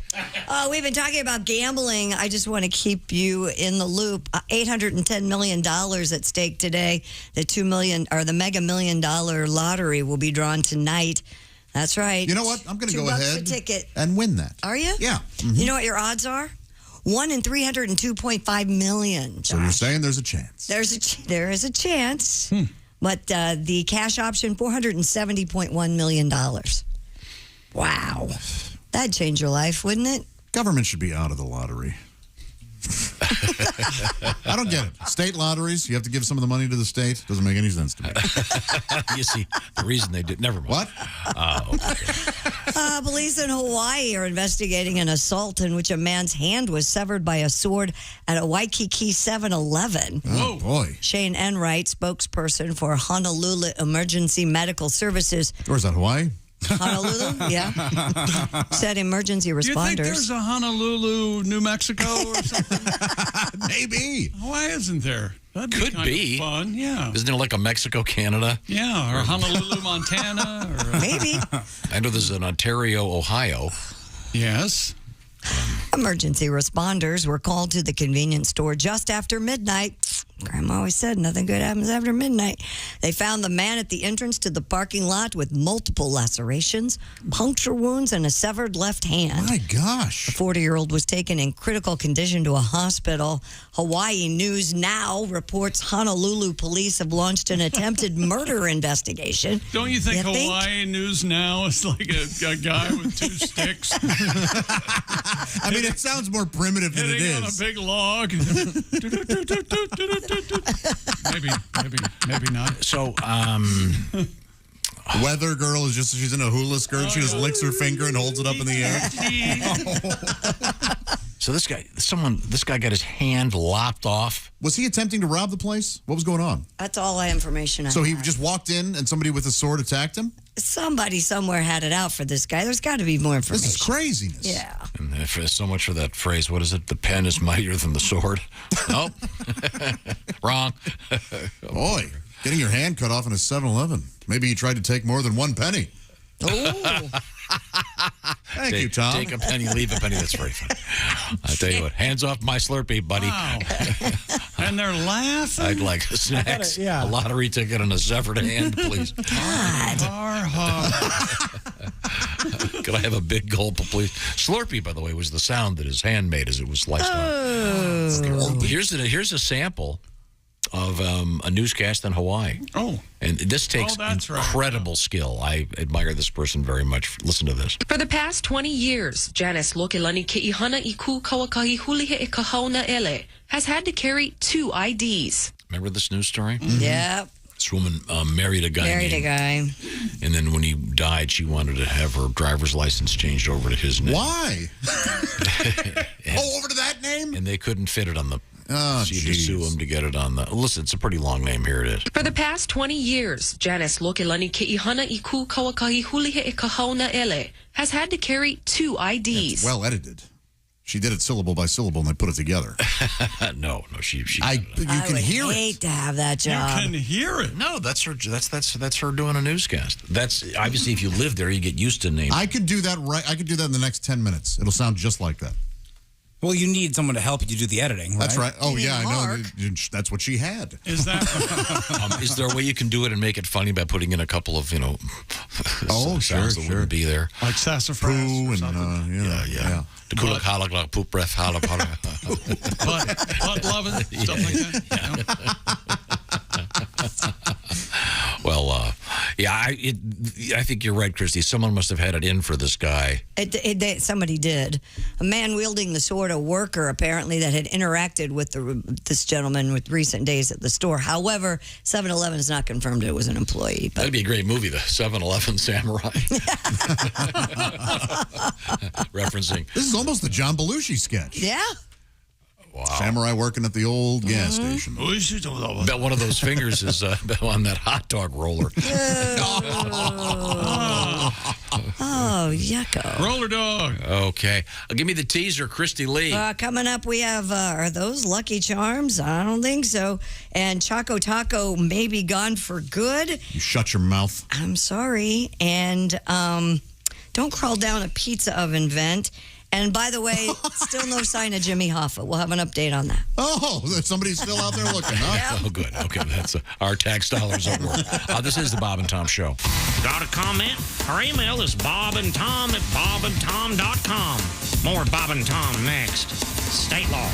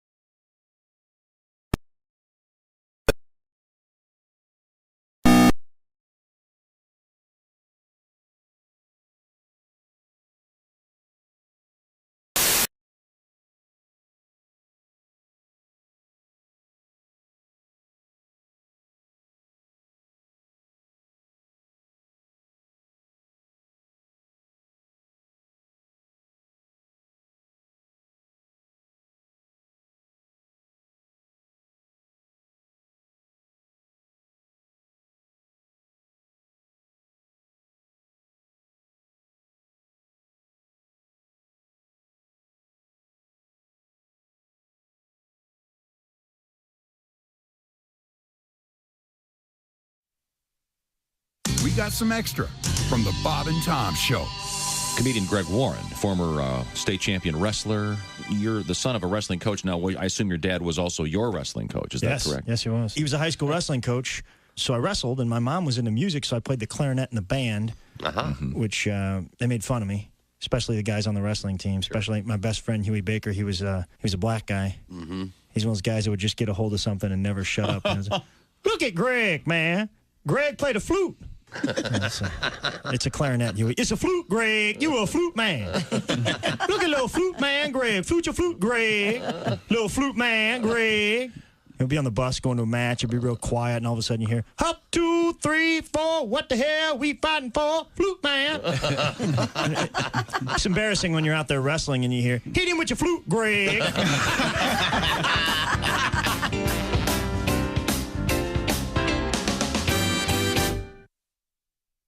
Bob and Tom 24/7. What if I told you there was just one spot on the internet you could go to find out everything about Bob and Tom? Well, you can. It's bobandtom.com. All the latest highlights, news, information, links to our social media sites. And don't forget the Bob and Tom Show puppet. Smacking Tom around. It's a lot of fun. Have you been missing Pat Godwin? Well, don't worry. He should be back tomorrow right there in the performance room. But you can head to bobandtom.com, click on a video of Pat Godwin, and there he is singing one of his funny songs just for you. An Ace Cosby joke of the day? Yes, please. Let's go to bobandtom.com and see if we can't find one of those. And how about some content from Josh Arnold? Yep, right there at bobandtom.com. Everything you need to know and all you need to see is at bobandtom.com. Rolling through a Tuesday with you right here. 26th of July. Can you believe it? It's true. More of the Bob and Tom Show coming up on Bob and Tom 24/7. Hi, everybody. Christy Lee with your Bob and Tom Entertainment News Update. Paul Cervino once said for all the time he spent in movies and on TV playing tough guys, he really wanted to be remembered for his real passions, poetry, painting, and opera. The man who starred in Goodfellas and on Law & Order has passed away at the age of 83. Paul Cervino died yesterday of natural causes at the Mayo Clinic in Florida. Brandi Carlile will never get over sharing a stage with Joni Mitchell, who performed Sunday for the first time since 2002. Carlile writes on social media she can't even watch the footage without crying. Joni Mitchell performed at the Newport Folk Festival in Rhode Island, her first performance since she suffered an aneurysm in 2015. She did a 13-song set that included an electric guitar solo. Winona Judd, Allison Russell, and Marcus Mumford were guest musicians, in addition to Brandi Carlile. And TBS is pulling the plug on Full Frontal with Samantha Bee. The network says the move to end the show after 7 years is part of what it calls, quote, difficult business-based decision, as it sets out on a new strategy to win viewers. And that's your entertainment news. I'm Christy Lee. More of the Bob and Tom Show coming up. Ladies and gentlemen, Bob and Tom. By the way, just parenthetically here, Woody is named after Woody Strode. Oh, congratulations. How about that? A character known for his many roles in Western films. Ah, okay. If you Google Woody from Toy Story, it'll tell you that. So, okay. Happy and birthday, Buzz Woody. Lightyear's named after Buzz Aldrin. Wavy Gravy. Wavy Gravy, the hippie, toothless man from Woodstock. I must be in heaven, man. Bob and Tom in the morning and highlights all day long. The Bob and Tom Show, weekday mornings at 6 a.m. Eastern on Bob and Tom 24/7.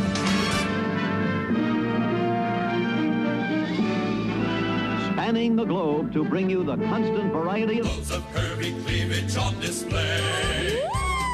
The thrill of victory and the agony of defeat. Don't touch those. Sorry. The human drama of curvy cleavage on display. This is The Bob and Tom Show. No shoes, no shirt, no talent. Time now for Bob and Tom Super Bowl Trivia. The game of football we are familiar with today has changed somewhat from the original version invented in the mid-19th century. With roots in rugby and soccer, the game used an odd egg-shaped ball made from a pig's bladder. Several Ivy League colleges had teams that competed, and eventually professional clubs were formed. In one of the most violent and famous games in history, the Redskins soundly defeated the Cowboys on the field at Little Bighorn Stadium in Montana. The quarterback, George Costa, was not available for comment after the game. This has been Bob and Tom Super Bowl Trivia. You're listening to Bob and Tom 24/7. That's awful. Awful entertaining. Central Morning Radio. This is Bob and Tom 24/7. 24/7. 24/7. Hey, everybody, this is Jimmy Pardo. You recognize my voice from the show and my face from television. You are listening to Bob and Tom 24/7. Hey, welcome back to the Bob and Tom Show. Christy Lee at the news desk. There's Josh Arnold at the sidekick chow. Chicky. There's Ace Cosby. Chicky. Manning the track phone hotline hot phone. There's Willie Griswold. My man. I'm Chick McGee, and here's Tom. Well, I'll tell you what. What? A lot of great down-home phrases out there that I'd never heard that are just so good. Love them. Here's one that was kind of referenced earlier. When I'd ask my grandpa or grandma if they were planning on going somewhere, they'd say, "Good Lord willing, and the creek don't rise." Oh, I love that. Yeah, that's a classic. Yeah. This one's an unusual one. My dad used to say, I'd say, "Lend me $20. I'll get it back to you Thursday." He'd say, "Yeah, and if my aunt had balls, she'd be my uncle." Huh. All right. Oh, man, these are great. Here's one. I had a buddy that used to say, "That fart sounds a little moist. That's going to itch later." That is objectionable. Sort of direct. Truth and comedy. I had a guy that would always say, "Wow, she looks like she got hit by a hot bag of nickels." What does that even mean? I guess it's not a compliment. Here's one I'm sure we've all heard. It still makes me laugh to this day. I know what you're going to say. When my mom was tired of us in the house, she would tell us to go play in the freeway. Yep. One of the all-time classics. Yep. Go play in the streets. Yes. Patrick writes, "I was a very picky eater when I was young. My grandma would always ask, 'Well, do you want some hog's ass and hominy?'" Have you ever had hominy? I've never had hominy. Hominy grits? Yeah, I never have. What is it? Is it like, I don't even know It's what like it is. that mashed corn, isn't it? Like a kind of a... Boy, this is nice. This is from Justin. He writes, "When my grandpa would eat something he liked, he would compliment by saying, 'That's so good, it would make a puppy pull a freight train.'"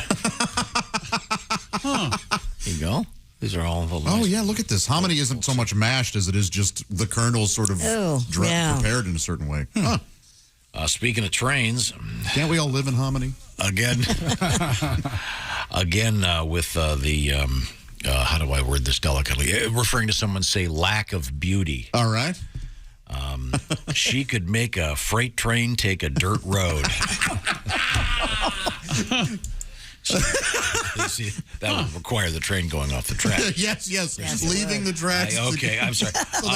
Let's move on here. That's amazing. I get a real kick out of these. I love this. You do Thanks love to this. everybody sending these. How about this one? If someone's zipper was down, Grandpa'd say, "Well, I guess they're trolling for suckers." What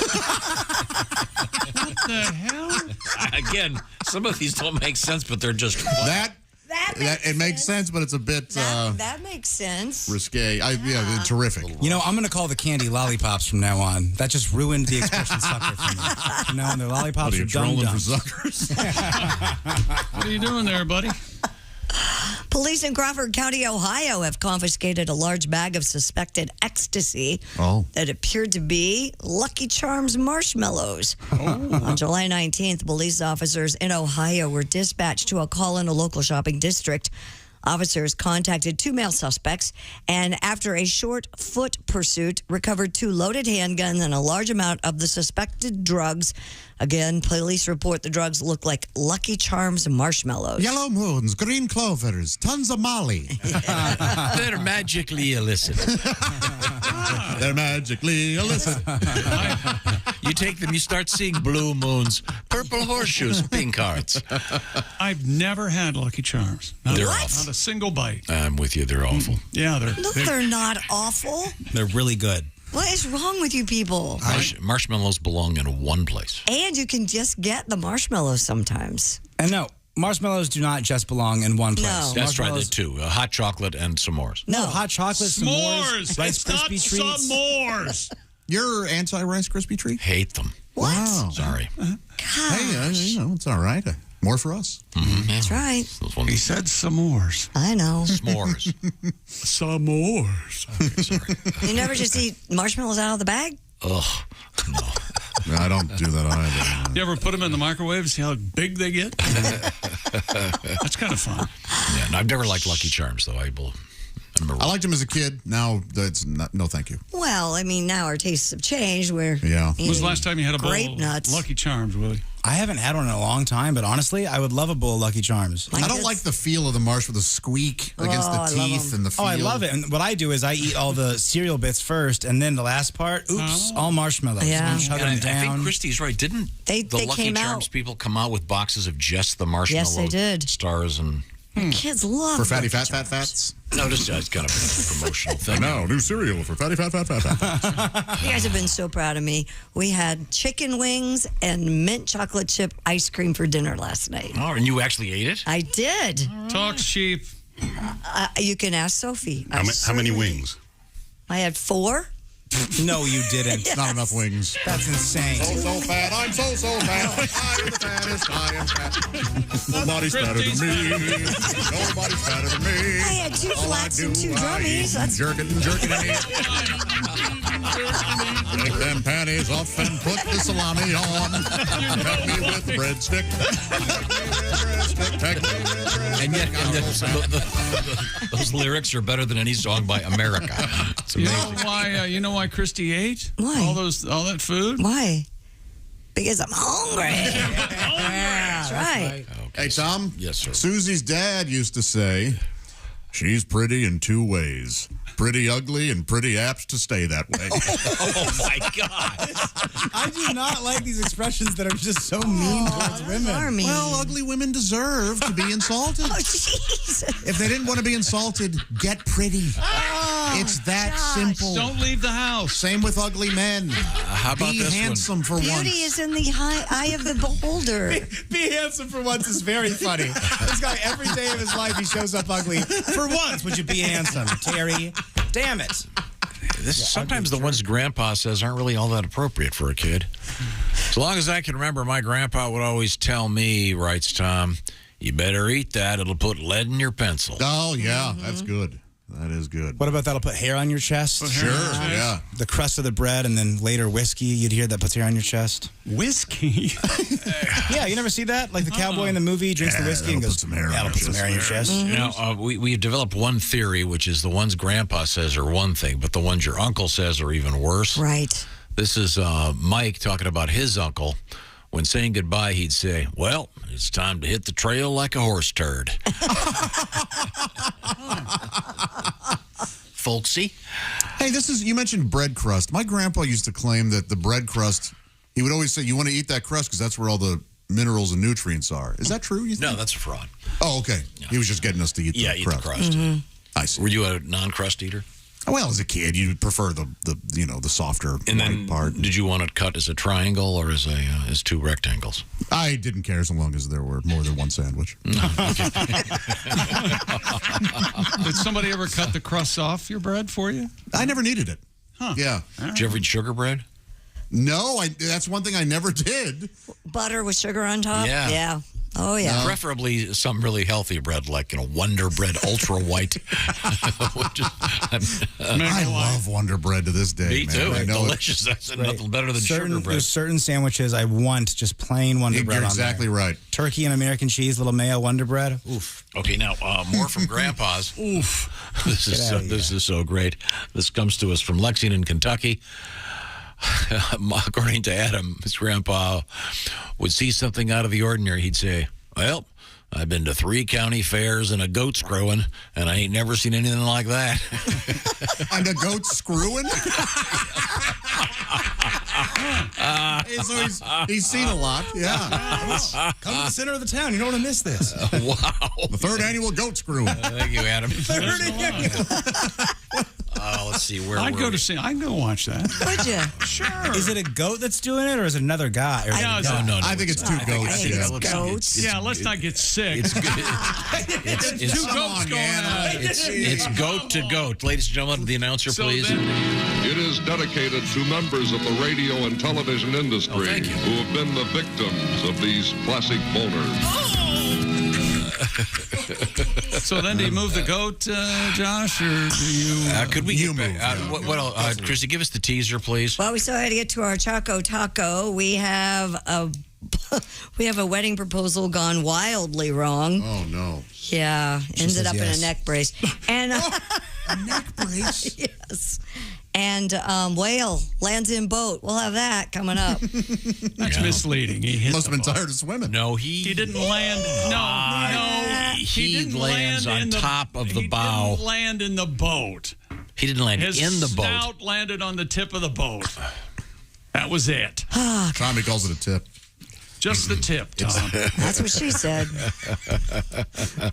Right now, I want to tell you. He's bigger than the boat, though. Real fat whale. Big whale. Fat whale. Fat. Eating pizza all day long. That's why sometimes you call fat people whales. Well, is that why? The size of that whale. Yeah, they're big. Napa's on a mission to help keep you in motion. For almost a century, Napa's been known for having the quality parts and expert knowledge that you, the driver, needs. Today, Napa helps drivers like you hit the road confidently with America's largest network of parts and care for that car. Two whales going to Napa. Where the whale discussion is coming, please. There are nearly 6,000 Napa Auto Parts stores and over 17,000 Napa Auto Care centers, meaning you're never far from quality products or the trusted service that you and your ride need. Your lifestyle depends on it, so pay attention. What you want to do is get that thing all fixed up at Napa. Get the parts. Find out more at NapaOnline.com and find the Napa location nearest you. Hey, Tom, two whales walk into a Napa. Yeah? And the guy says, let me guess, you want fins for your car. Oh. Cute? No. I'm going to go get some coffee. Swing and a miss. Coffee break. Boy. Okay, see, they should have two whales swim into a Napa Auto Parts store. Why do they need fins? Because they're fish, and never mind. Now I've got a defense here. Oh, they're Whales mammals. aren't fish. Yeah, they're close, but they want to grow some fins. This is the Bob and Tom Show. Hold it.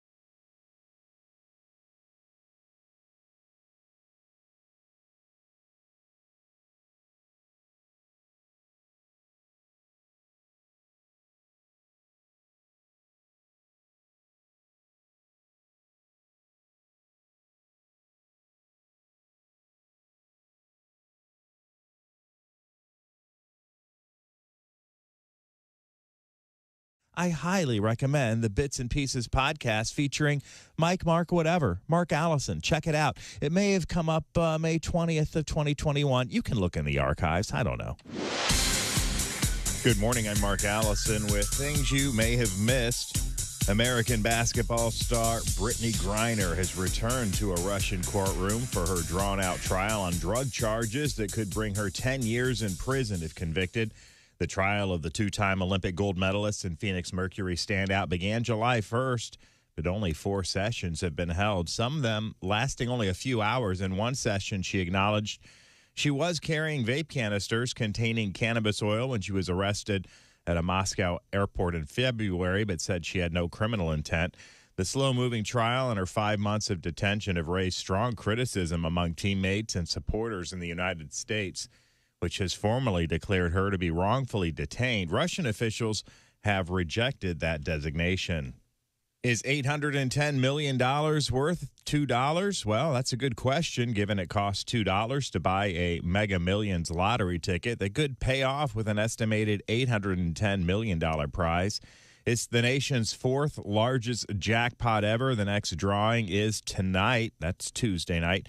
Before plunking down $2 for a ticket, it's good to remember your chance of winning the grand prize is minuscule, 1 in $302.5 million. And winners nearly always opt for the cash payout, which in this case would be an estimated $470 million. Don't forget, you still have to pay your taxes. But wouldn't that be nice? It's nice to dream, isn't it? And that's a look at things you may have missed. Get out there and buy your Mega Millions ticket. And remember, thank yous come in the form of cash. And you're welcome. That's a look at things you may have missed. More of the Bob and Tom Show coming up. Things you hear on the Bob and Tom Show. Got this new venture. It's called Say It to My Face. Oh. Pretty good. Cool. Hey, Josh, let's say someone talks smack about you on Facebook and Twitter. Sure. And the first thing you do is you'd call me, then I go to their house. And when they answer the door, I'll just yell, "Say it to my face." And then I'll jack them with a blood dart right to the larynx. And Christy, you and your ladies don't got to worry either, because I got you covered too. See, my friend Tasha and I are launching an all-female company called Oh, No, You Didn't. Pretty good. Well, it's hard to spell on the radio, but in print, it's badass. It's all hymenated. Hymenated? Yep. So the next time some chick, calls another chick an obese whale when you post your porta potty selfie on Instagrams, just give me and Tasha a call. She'll go to that chick's house and slap the spit out of her while screaming, "Oh, no, you didn't."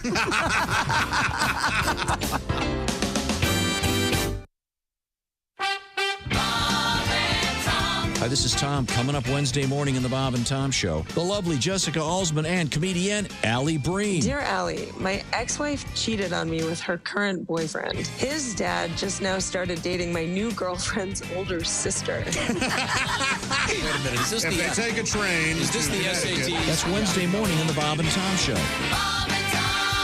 The Bob and Tom Show, weekday mornings at 6 a.m. Eastern on Bob and Tom 24/7.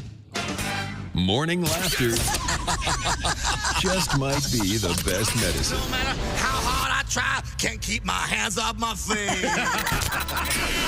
Bob and Tom 24/7. Introducing Evasive, the cologne. Is it a cologne for men? Oh, yes, but not ordinary men. Evasive. Evasive. It's the cologne for congressmen. What's it smell like? It's a tantalizing aroma that tickles the senses. Evasive. Okay, but what's it smell like? It's a blend of scents that brings out the man. What's it smell like? Evasive. Evasive. It's a delicate taste of odors derived from the delicious mixture of fine fragrances. All right, come on. What's it smell like? Is it a musk? Is it an aftershave? Evasive. Let me answer your question with another question, and that is, what's best for the American people? What does that have to do with how it smells? What is the definition of the word smell, anyway? So you're not going to tell me what it smells like? You keep asking me what it smells like. Well, I'm trying to answer you, but you won't let me. My God, you still haven't answered me. Evasive. The cologne for congressmen. Evasive, the cologne for congressmen, bottled in Washington, D.C. Evasive. When you want answers, we've got questions. Bob and Tom 24/7. Hi, this is Augie Smith. Hey, welcome back to the Bob and Tom Show. Christy Lee at the news desk. Hello. There's Josh Arnold. Hey, Chick. Hi. There's Ace Cosby. Hey there. Hey. There's Willie Griswold. Good morning. Hello. I'm Chick McGee. And here's Tom Griswold. Once again, we're looking at Grandpa and Grandma and the phrases they may use.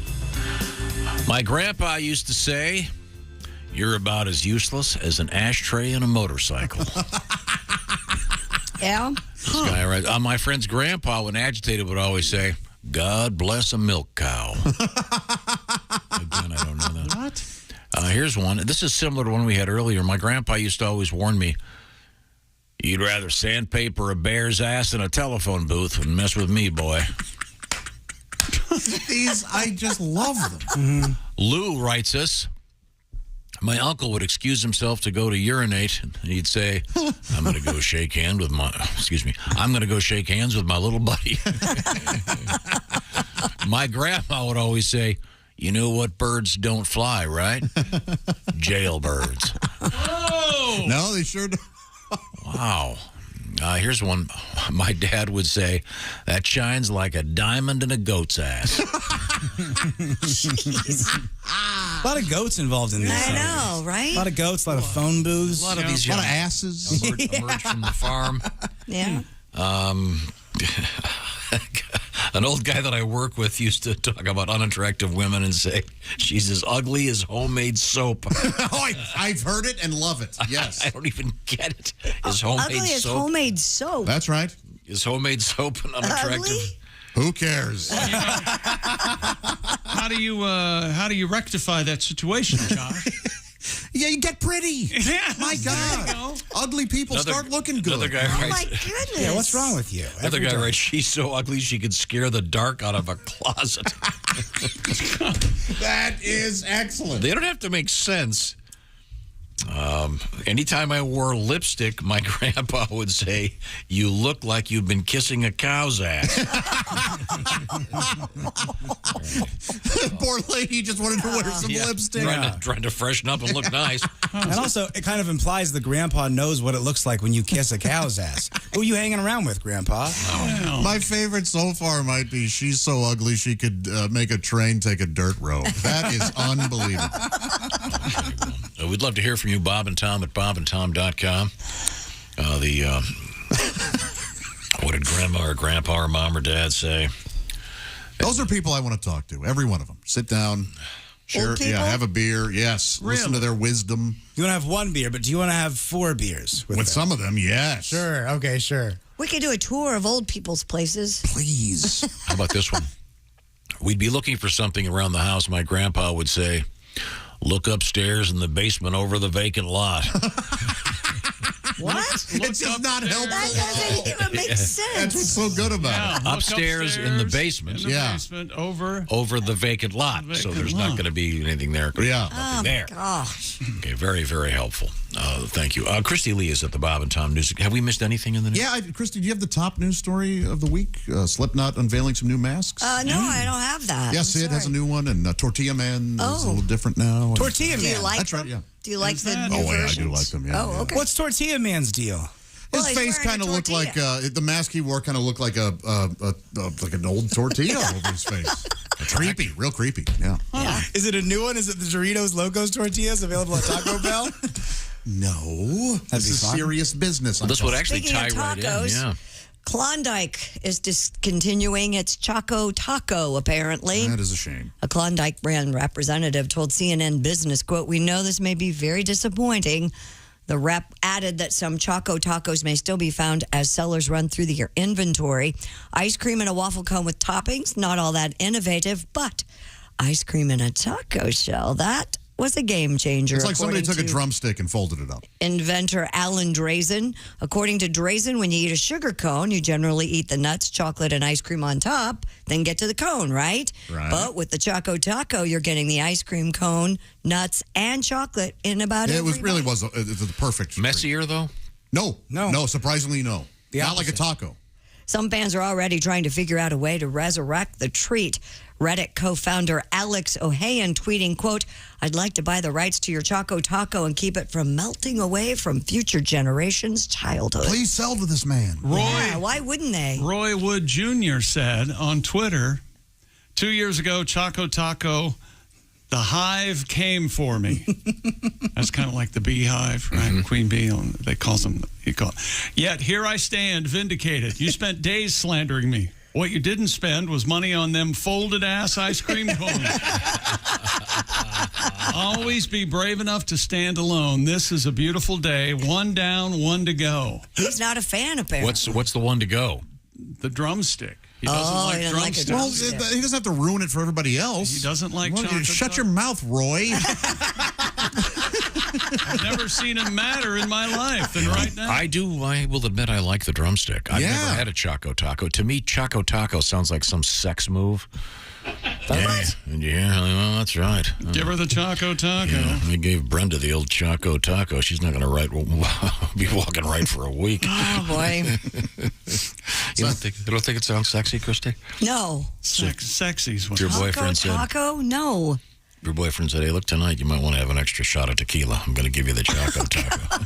Yeah, it sounds like, no, you're not. No, you're not. You might want to get some sorghum. God. Sounds like something Jill Biden would say in regret. Well, you Choco Tacos come in all different colors. No, Jill. I was having fun. Jill calls her up, honey. What was your name again? No. So you can make these at home, right?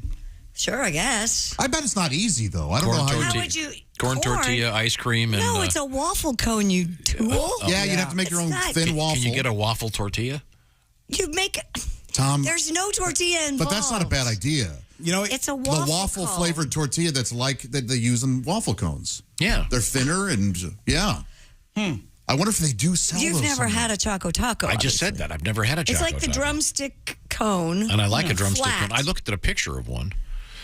Yeah. And this is made by the Klondike people. Yeah. They currently have the commercial where the guy shaves off his eyebrow. They do, yeah. It's very funny. What would you do for a Klondike bar? You know, they don't say Klondike bar anymore. They don't? They just say Klondike. Oh. What'd you do for a Klondike? Oh, weird. I thought they were worried about a different part of that because I thought you were saying it was like a canceled thing. No, the clowns aren't upset about anything.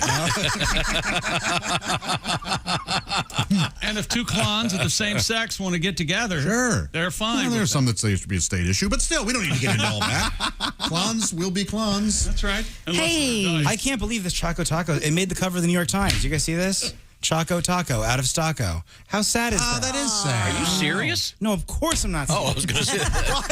Are you kidding me? Well, sometimes they have something frivolous in the front. Just because I showed to get away from all the... Here's a musing the Times came up with. The president's got COVID, and he's doing all this teleconferencing, blah, blah, blah. Choco Tacos, now we're talking. This is real news. These do look delicious, I got to tell you. They are really good. Couldn't you get... what do they make those, the cones, the waffle cones? Sugar. I know, but I mean, at some point, those have to be a flat piece of something. Absolutely, absolutely. Just take the batter and put it in a waffle iron. Because I know one time we spent like $50 making $6 worth of homemade ice cream sandwiches. I'm not kidding. I remember you buy you the did stuff, it. you mix it up, you bake it, and sure, they're good. Of course, after all that labor, you're too tired to eat.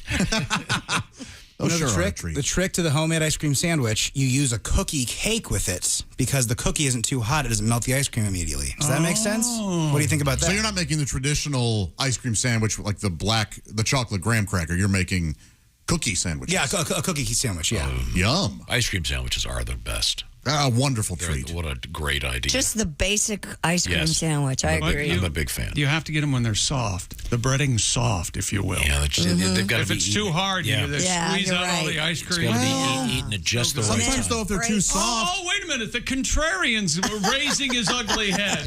Equal time, please. Sometimes it can be too soft and stick to the wax paper when you unfold it. You don't want that. Yes, you do, and then you can And it gets lick on it your off. fingers. Yeah. Why don't you lick this off? With all of the clever things we've learned today, that's the best you can come up with? I'll have you know, I was a very skilled debater. Really? You would always end it with, why don't you shut up, ass face? That logic is about as useful as an ashtray and a motorcycle. Were you on the speech and debate team? I was not, no. For that very reason. So the point of this article is go get the Choco Tacos while you still can. Exactly. Will do. Boaters and whale watchers off Massachusetts got quite the surprise when a humpback whale breached and landed on the bow of a 19-foot vessel. Several boats were around the whale when it made the jump. Video footage shows the whale launching its body out of the water and its head slamming onto the front of a boat, tipping the rear of the vessel out of the Chick water. said it barely hits it. Barely hits it. No. Have you seen it? Well, you said a whale lands on a boat. He does. He lands He does not. The tip of his head lands on the tip of the boat. And the boat almost tips over. According to officials in Plymouth, the boat operator reported no injuries and no damage. Well, to the people. How about that the affected whale? the seaworthiness of the vessel. No word on the whale. Bet he had a headache. That whale didn't land on the Plymouth boat. That Plymouth boat landed on the whale. He was bamboozled. Hoodwinked. That boat was in the whale's house. It sure was, yeah. You think Captain Ahab thought Moby was a dick. That's not how it went. I'm sorry. Almost exactly how it went, yes. Captain, why do we call him Moby Dick? He's a dick. Why, wasn't the whale sort of being harassed? Well, yeah, if all those these boats were all around him. Not at all. Yeah. They're on top of the water. The whale's under it. Come on out of the water. Come on out of the water. Well, they knew it was there. They obviously could see it. How do you know the whales weren't on a people-watching tour? Good point. I don't know. Thank you. It is a good point. Wouldn't that have been funny if a bunch of the people had been ejected from the boat?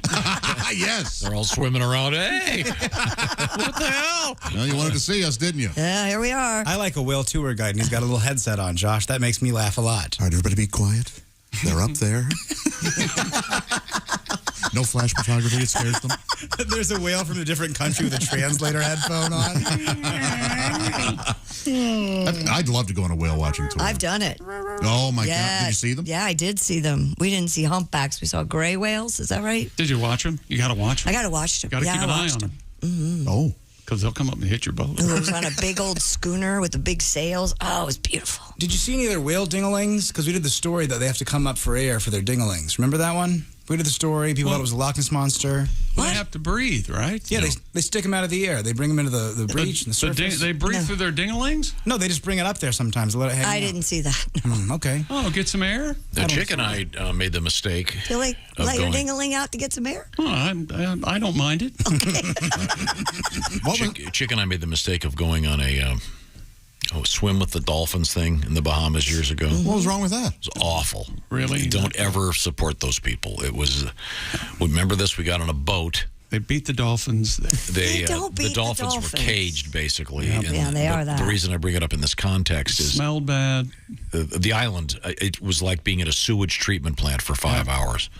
There was some weird tide thing, and the place just stunk. The porpoises are basically caged, and then when they let them out, they tell the ladies, chick, remember what they said? Don't touch the dolphins, especially you ladies. Because the dolphins will be erect, and there's a whole weird...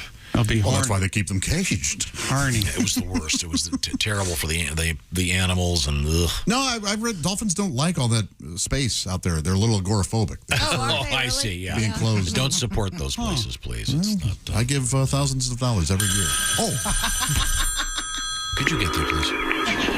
Hello, Bob and Tom Show. Hey, good morning. It's Captain Dave calling. Hey, Captain Dave, how are you? Listen, I'm listening to your story about those poor folks on that boat. A bunch of pussies, they weren't hurt. But anyway, it's no wonder it happened. You know why, Tom? Why is that? Because they were in a Boston whaler. Wow. Oh. It's a boat. See, it's a damn. Yeah, Boston Whalers famous for yeah, goodbye. For not sinking. No change. Cheese sandwiches. Bye. Bye. Remember the old commercial? They would take a Boston Whaler, take a chainsaw, cut it in half, and it would still float? No, I don't remember that. Yeah, very cool. Oh, I do remember that now to bring it up. Yeah. Very, very nice. A woman's been left in a neck brace after a safari park marriage proposal was interrupted by a giraffe. Ms. Modestrat Cox posted a TikTok video showing her boyfriend. Right the way I hate her. Why? Because she's on TikTok? Her name's Montserrat. Montserrat Cox? It's not her fault. Showing her... Montserrat Cox also sounds like a sex move. You're going to need a pulley? Hello. And another guy. No.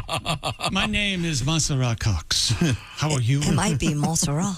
Showing her boyfriend down on one knee holding an open ring box. She can be seen shaking her head yes, but... as her boyfriend slips the ring on her finger, a giraffe leans down and headbutts her in the face. Ouch. Their necks is too long. She wrote in the video's caption, had to wear a neck brace for the next few days, but still the best proposal ever. Oh man. Lucky the giraffe didn't have to wear a neck brace. Yeah. I'd love to see it. That's a long neck brace. Be like a leg warmer. Yeah, I don't know. Maybe not do proposals around wild animals. I'm just saying. Of course, her boyfriend dropped to one knee not to propose, but to avoid that giraffe. Hit her in the face. Honey, I've loved it. Oh. Yeah. Okay. And scene. All right. Now, we've got a lot going on here. I want to get to a couple more things. And please keep sending us your phrases from Grandpa and Grandma. I'm just loving these. They're so what's the word I'm looking for? Colorful. Yes. in many cases. And sometimes they explain a lot. And many have been shortened, and you kind of lose the larger meaning of them. Right now, I want to remind you, there's something out there to help you. It's called BetterHelp. With all of life's twists and turns, it's important to show up for yourself. BetterHelp is online therapy, and BetterHelp can help you assess your needs and can match you with your own licensed professional therapist in less than 48 hours. What this is about, it's not a crisis line. BetterHelp is not self-help. It's professional therapy done securely online, available worldwide. You can log into your account anytime and send a message to your therapist. You can schedule weekly video or phone sessions if you want. You don't have to be on camera if you don't want to be. And getting therapy every week is as easy as just a few clicks on your laptop or phone. This is a great service, and if you want to find out more about it, go to betterhelp.com/reviews and read testimonials of people who this has helped out. It's more affordable than traditional offline therapy, and financial aid is available. Details, once again, at betterhelp.com.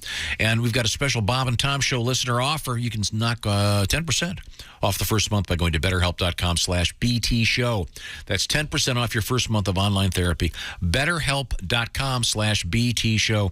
It's better, H-E-L-P, betterhelp.com/BT show. Coming up, we have a little bit of more education for you. How about that? This is the Bob and Tom Show. This is the Bob and Tom Show. Text us at 888-262-8661. More Bob and Tom next.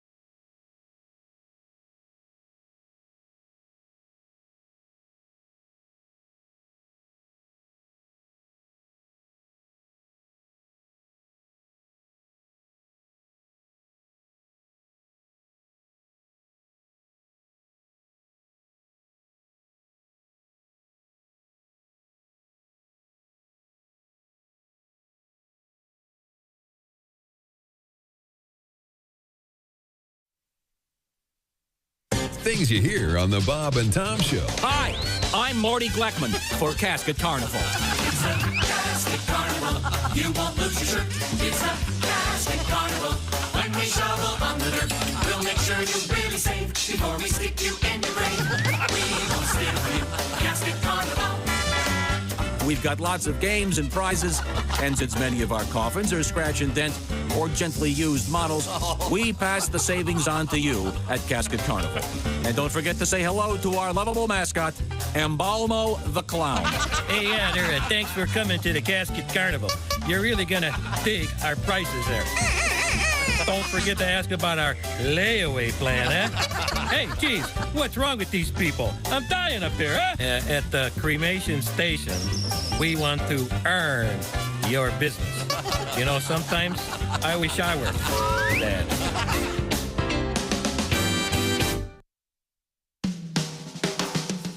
Hello, you're listening to Bob and Tom 24/7. This has been Chick McGee speaking.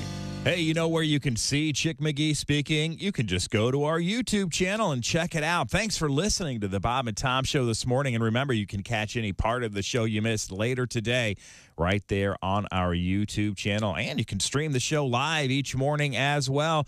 Just go to YouTube and search The Bob and Tom Show. You know, we learn a lot on The Bob and Tom Show each and every day. Today, no exception. And a look at history when we come back on this July 26th with Professor Tom Griswold. History and what we learned all on the way. We're not done with you people yet. You're listening to Bob and Tom 24/7. Hi, everybody. Christy Lee with your Bob and Tom News Update. Is $810 million worth two? That's a pretty good question. It'd cost you $2 to buy a Mega Millions lottery ticket. Payoff, $810 million, the nation's fourth largest jackpot. It'll be drawn tonight. It's good to remember, though, that the grand prize odds, 302.5 million. That's right, 1 in 302.5 million. That's a $470.1 million cash option. And then, of course, you have to pay taxes. But hey, why not? I'm paying for my $2 ticket. President Joe Biden feels better every day as he recovers from his coronavirus infection. The White House plans a summit today to discuss developing a new generation of vaccines that could more effectively guard against contagious variants.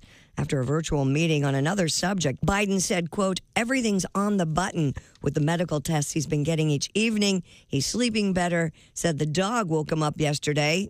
I don't know why that has anything to do with anything, but it was his 4th day of COVID isolation. And if you're going to crash a small plane into the ocean, doesn't hurt to do it with lifeguard nearby. A pilot in a small plane went down on Huntington Beach, California. It crashed where a whole bunch of lifeguards were near. It was during a lifeguard competition. A bunch of teens taking part ran to help. They were told to hang back, though, while the pro lifeguards paddled out to the single-engine Piper Cub. The pilot was able to get out of the wreckage. By the time help arrived, he was taken to the hospital with bumps and bruises, and only as a precaution. And that's your news. I'm Christy Lee. More of the Bob and Tom Show on the way. Hey, hi, this is Tom. And this is Chick from the Bob and Tom Show. Hey, Christy, what's the best way to get full access to the show? Hey, what? You introduced me. That would be to become a Bob and Tom VIP. Very good. Now, Josh, what's a feature of Bob and Tom VIP? Wait a minute. Well, the live 5-camera video stream of the show, plus a podcast of the show and comedy from the Bob and Tom archives. Excellent. Chick, what do you have to say for yourself? Become a Bob and Tom VIP now. Just go to bobandtom.com/VIP. See, that was worth the wait, wasn't it? Essential Morning Radio. All day and all night. Some like Bud, some like Schmitz, but for me, it's Bob and Tom 24/7. 24/7. 24/7. It's time now for the guy who would rather nitpick than have sex. Baby, let's make love. You know, we haven't been together since the start of the new millennium. Well, technically, the new millennium doesn't start until January 1st, 2001. Yeah, obviously, there was no year 0, so Okay, whatever, but come on, baby. I want to try this kinky thing I read about using warm vegetables. I've got carrots, potatoes, and your favorite, tomatoes. You know, that's kind of a common mistake. The tomato actually is a fruit, not a vegetable. Interestingly enough, the tomato is in the same family as the poisonous nightshade plant. Listen, don't talk. Just come to bed. I'll tell you what, I'll give you. You know, it's odd that people call it that. There's actually no blowing involved. You know, the term probably originated. Forget it. I'm out of here. You can go yourself. You know, technically, that's not possible. This has been the guy who would rather nitpick than have sex. Hey, this is Larry the Cable Guy, and you're listening to Bob and Tom 24/7. Boy, better get up, get some exercise. Yeah, but it turns out I don't sleep well anyway. I've been grinding my teeth. I didn't know I grind my teeth until I woke up. My husband was pouring coffee beans into my mouth. What a weird way to save time in the morning. No kidding, but it's fresh coffee. Essential Morning Radio. All day and all night. might as well shoot me when the beer runs out. Bob and Tom 24/7. 24/7. Hey, welcome back to the Bob and Tom Show. It's at the end of his rope, isn't he? God. You want to take over, Josh? I can't help. I've been annoying. Listen to the guy who talked before the guy, and the guy, and the guy. I've been annoying him all morning. In what way? Hi, Christy. Oh, I've been annoying. Hey, Ace. You didn't say me. Buddy. There's Willie. Josh who? Hello, Josh. How are you? I'm good, Chick. There he is. And here's Tom. There you go. Thank you very much. We're going to examine a little bit of history. I want to urge everyone out there, if you have an old phrase that Grandma or Grandpa used, we'd love to hear from you. Or better yet, Grandma and Grandpa. Send them into it. Yes, get them in here. Yeah, if you got one yourself, that's Bob and Tom at bobandtom.com. Get me out of this box. For example, here's one here. Stack of urns. My uncle would excuse himself when he had to pee by saying, I'm going to shake hands with my little buddy. Mm-hmm. Okay. We currently have 400 emails that we haven't opened yet. Oh, my God. Yeah, I saw Mike Mark if you haven't heard fashioning a noose. That's going to take quite a while. Came here to work. I still like this one. When my grandpa would see something out of the ordinary, he'd say, I've been to 3 county fairs and a goat screwing, and I've never seen anything like that. Very colorful. Time now for Today in History. Uh-oh. July 26th. I'm looking. Okay, here we go. 26th. On this date in 1775. Well, this is a trivia question. I'll throw this to Josh. The U.S. postal system established by Benjamin Franklin. Very good. He was the first postmaster general. Is there anything he didn't do? Oh, become president. No, he was our 9th president. Oh. He founded Uber. Yeah, he did. Why did he not become a president? I don't understand. He was 70 when the revolution started. He was old. Oh. He was over there in France Yeah. learning the ladies how the Yeah. Americans do it. Cannon. Was he? Yeah. Sure He was gifted. He spoke many languages. He spoke many languages and also was very good with his tongue. Apparently. He was a cunning linguist. Yeah, there we go. He was too old to run for president. Let's skip this one and let's get back. Let's go to birthdays. That's it? That's all that happened I don't want to underscore them. A couple of these are kind of negative. A lot of Hitler? No, just What? famous people got in trouble it shouldn't have been. We didn't talk about Paul Severino. Paul Sorvino? Paul Sorvino. Did he pass away? Yes. He did. Oh, man. Oh, you didn't know? No. Yeah. From Goodfellas. Yeah. And many other great Law and movies. Order. He was in a lot of great movies. Terrific. Happy birthday. Or actually, I was celebrating the anniversary of his birthday. Carl Jung. Anyone? Enter Carl Jung. Who's Carl Jung? One of the first. He was like Freud, but Oh, with you more mean acid. Young, like Y-U-N-G? No, like J-U-N-G. J-U-N-G. That's right, yeah. Duh. And then he got Joeled. Now he's Carl dead. Let's see. Jung. Aldous Huxley. Jung? My favorite Harry Potter character. Sure, yeah. Comedian Gracie Allen. She was wonderful. Cute little thing. 1922 film director Blake Edwards made all of those. Also wonderful. Pink Panther movies, right? Yeah. Didn't you do 10? Yeah. I think so. Victor Victoria. Oh, here we go. Happy birthday, Mick Jagger. Oh, 79 today. Born 1943. Pretty soon he's going to be in one of those motorized wheelchairs and he will truly be a Rolling Stone. As Dennis Miller once said, moss has gathered. He's in great shape. Start me up. Happy birthday, 1945. Helen Mirren, the great actress. Mm-hmm. Isn't she in Fast and Furious now? She is. Mm-hmm. Okay. Well, she goes from Queen Elizabeth to that. She's beautiful. Nice. Cash in the check. Love that money. Yeah. 1956. Do you know who this is? Ace. Dorothy Hamill. Ice skater. That's right. Mark Hamill's sister? Very fine. Very fine. Princess Leia. Very fine. Yeah, I was confused. She started a hair trend, if you will. Fortunately, has gone away. 1959. Oh, kind of in the news recently. You don't like shorter hair. He does not like shorter hair. No. What did you say? If somebody gets their hair shorter, you just put out a sign says, I don't want to have sex anymore. That's what he said. 1959, Kevin Spacey. Whoops. He's kind of semi-canceled, right? I guess. Yeah. It's unfortunate. People can't take a compliment anymore these days, Tom. Yeah. Is that what it is? I find it to be very complimentary when somebody grabs my penis without my consent. Well, thank you very much, I'll often say. Especially And haven't a couple of his accusers died, sort of Clinton style? God. What is happening? I don't know. Lock her up. Happy birthday, Sandra Bullock. I love her. Oh, how about The Lost City? Isn't that a great movie, Oh, God. I challenge any of you to sit through that. It's fun, man. It's a turd. It's not going to win any Oscars, but it's a good time. Here's my butt, said Channing Tatum. Happy birthday, Jeremy Piven. He's been on the show. He's great. Happy birthday, Jason Statham. Now we're talking. Channing Tatum's butt and Jason Statham, I'm in. He's done more for bald dudes than that Propecia stuff. Does that do something for you to watch two guys go at it? You like that? No, not necessarily. Happy birthday, I don't turn away, but- Kate Beckinsale, right? Sale, yeah. Beckinsale. She was in that really good vampire movie. Yeah, no.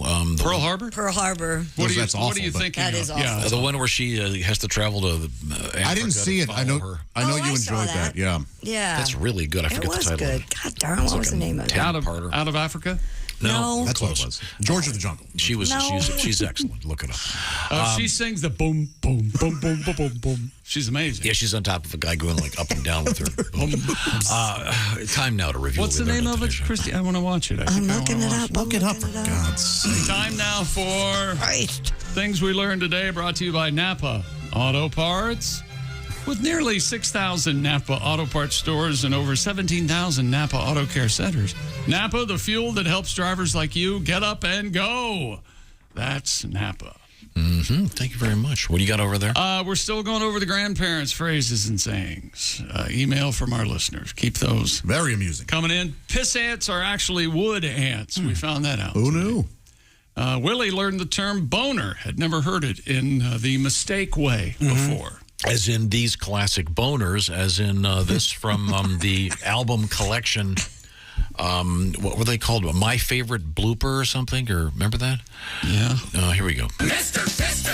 Oh, it's this one. It is dedicated to members of the radio and television industry who have been the victims of these classic boners. A fist bump is not a fister. There is a difference. Mr. Fister. Mr. Fister. Could we please? By the way, that TV show is called The Widow. That's it. Amazon Prime. It's great. The Widow, yeah. Shut up. She goes on safari. Her husband. I don't want to say too much. She's by a tiger. Wish I were Safari. Oh, you guys, I'm surprised you watched that. I'm proud of you. American Ninja Warrior on NBC makes Tom angry for some reason. Odd. Fun show. Inspires It's the great. nation. Keeps people out of the streets and not in my way. Keep watching it. Don't come out. Kyler Murray, his NFL contract, $160 million guaranteed, over $200 million length of the contract. He in his contract clause says 4 hours of independent study each week he owes the Cardinals. Meaning he has to watch game film. That's what they're saying. The NFL now has an app called NFL Plus. I can't talk enough about it. Al Roker was on Kenny Tarmack's flight earlier. That's pretty exciting. He said he still had the chills from meeting him. Yeah, he's so excited.